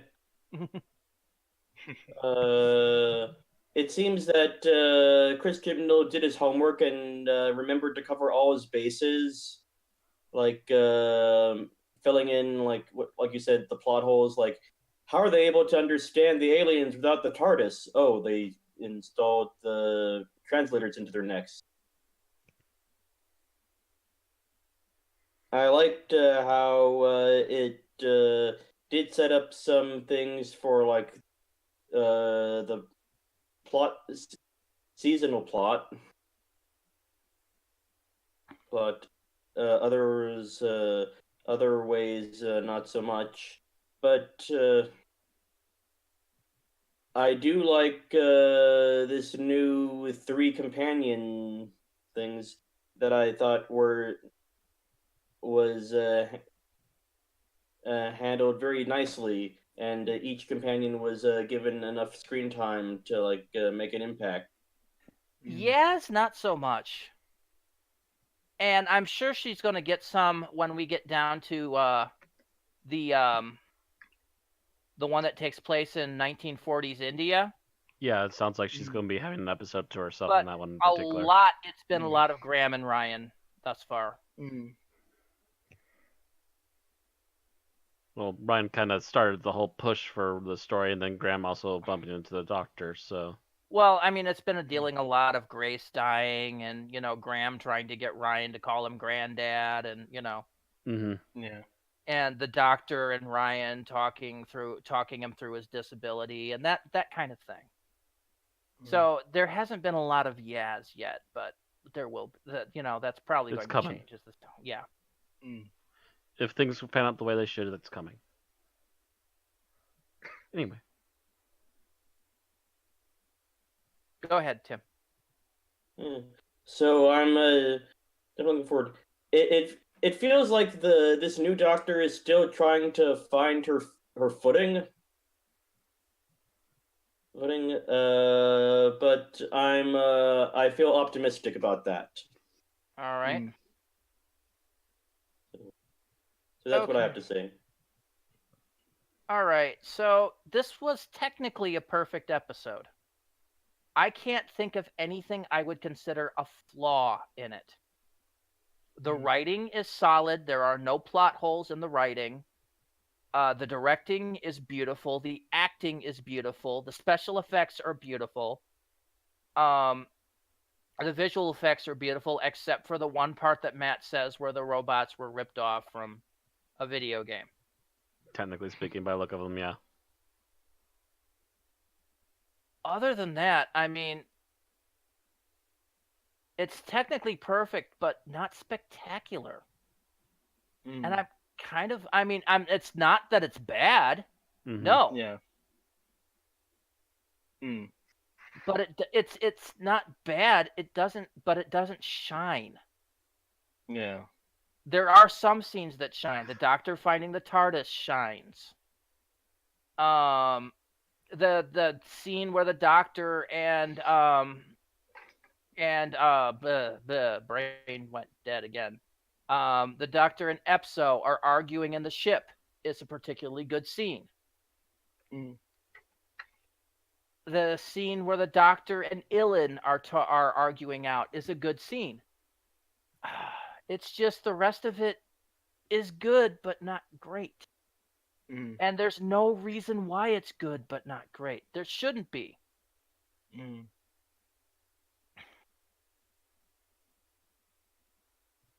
So I don't know what to say about that, because normally, I can't find something that I can deliberately say, well, I'd mark it down points for this.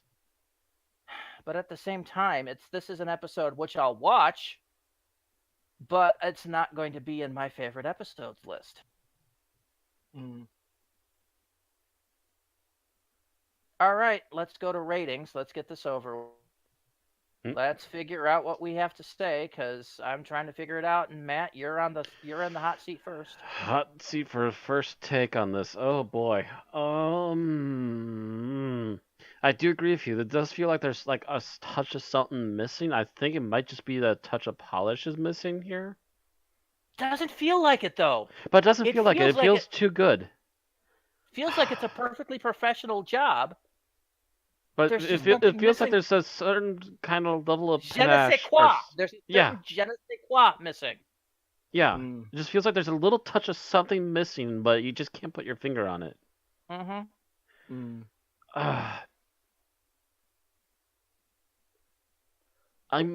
But despite that, I have to say that it's otherwise, other than some minor nitpicks, I can't give this a negative. I'm gonna have to give it an unusual 5. Like, this is like a 4.75, so that just rounds right up. Thomas. I must admit, I'm kind of in the same boat where I'm like, I don't know. Given that I can't really think of anything wrong by giving it anything lower than that, but it also does feel like there's something missing. So it's like, I don't know. I haven't got any coins around that I can flip. So, I got coin. Call it. Heads is a 5. My feet. Tails. 4.5 then. Tim. Whoa! Despite the fact that it's not time lash. Wow, wasn't that last season's joke? It's his go-to still, man. It's still his go-to. I'm going to agree with Matt and give this a 5. Because you're right, it's a perfect episode. It's technically perfect. And something missing. I don't know. I certainly can't clock it for anything. I wish I could quantify what's missing from this episode. Honest to God, I really wish I could. Because then I could say, there's your point deduction. There it is. But honest to God, I can't find a single thing wrong with it. It has the 3 pillars of production. Writing, acting, directing. It's all there. The special effects, the visual effects, they're all there. I have to go with 5. I have to, because I can't think of why I would deduct it. Otherwise, people would ask me on the street, why did you give this a 4.5? I have to go to 5. See, Vixie, we're trying to agree with you, but the thing is we're looking at this from a critical standpoint, and we can't not. We can maybe bring ourselves down to a 4.75 or something, but we can't bring it down to a 4.5, and we can't understand why. Yes. It's really weird. We don't want to give this a 5. It doesn't feel perfect, but at the same time, when we look at everything and examine the pieces, it's telling us it's a perfect. It's as close to perfect as makes no difference. There's something missing. I agree. There is something missing in this episode. Tell me what it is, because I don't know. So for me, it's a 4.8. Yeah. And that rounds up to a 5. Oh, so frustrating. So with Epic arc. 4.5.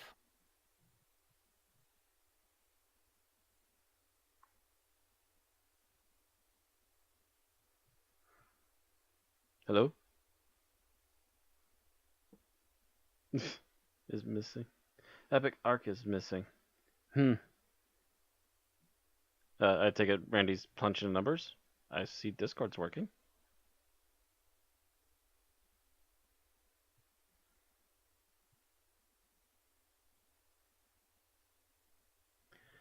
Hello?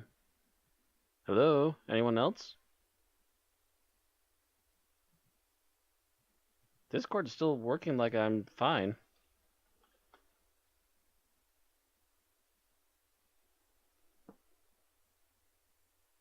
Not sure what's up.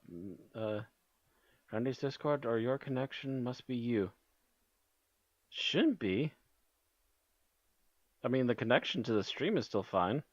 And Discord's still flashing like I'm talking.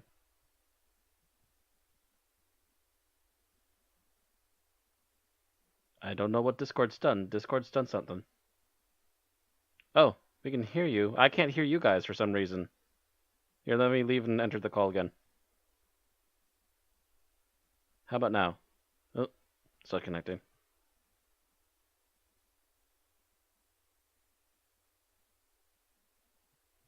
Okay. How about now? Something Discord has gone wonky.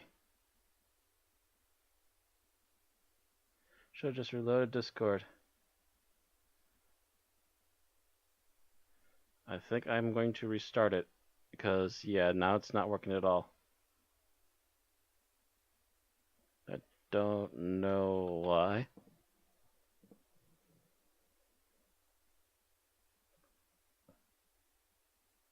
Sorry about that. Technical difficulties. Never had this happen before.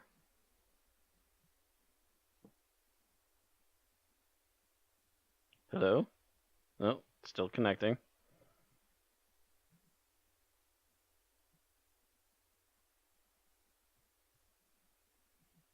Discord has a reload option from the menu. I'm sorry, folks. This is really weird. I'm not sure what's going on.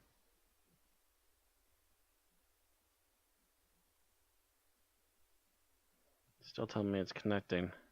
Is there a reload option from the menu? I'm not seeing it.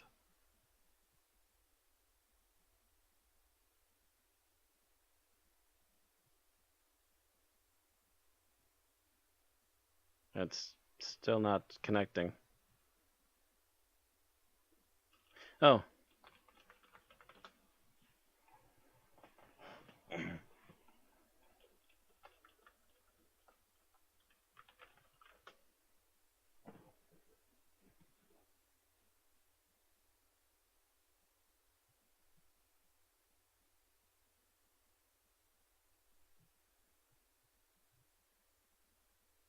Close this out. Oh well. I guess that's going to be technically a 4 point, some sort of high 4 point number above 4.5.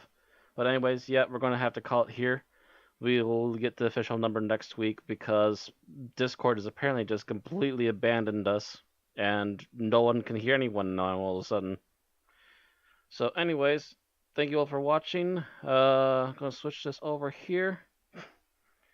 Rest in peace, our podcast. But anyways, you can also catch us on YouTube at Unearthly Podcast, Twitch at Unearthly Podcast, Twitter at Unearthly Pod, Facebook at Unearthly Podcast, and if you really enjoy the show, you can also catch us on Patreon at Unearthly Podcast. I've been disconnected. Disconnect. Try again. One more time. I'm not getting connected yet, so I'm not expecting anything. So anyways, thank you all for watching, and we will see you all later. Have a good night, and tomorrow or next week we'll give you the final numbers. See you all then. Maybe we'll also figure out why we feel like there's something lacking. Bye-bye.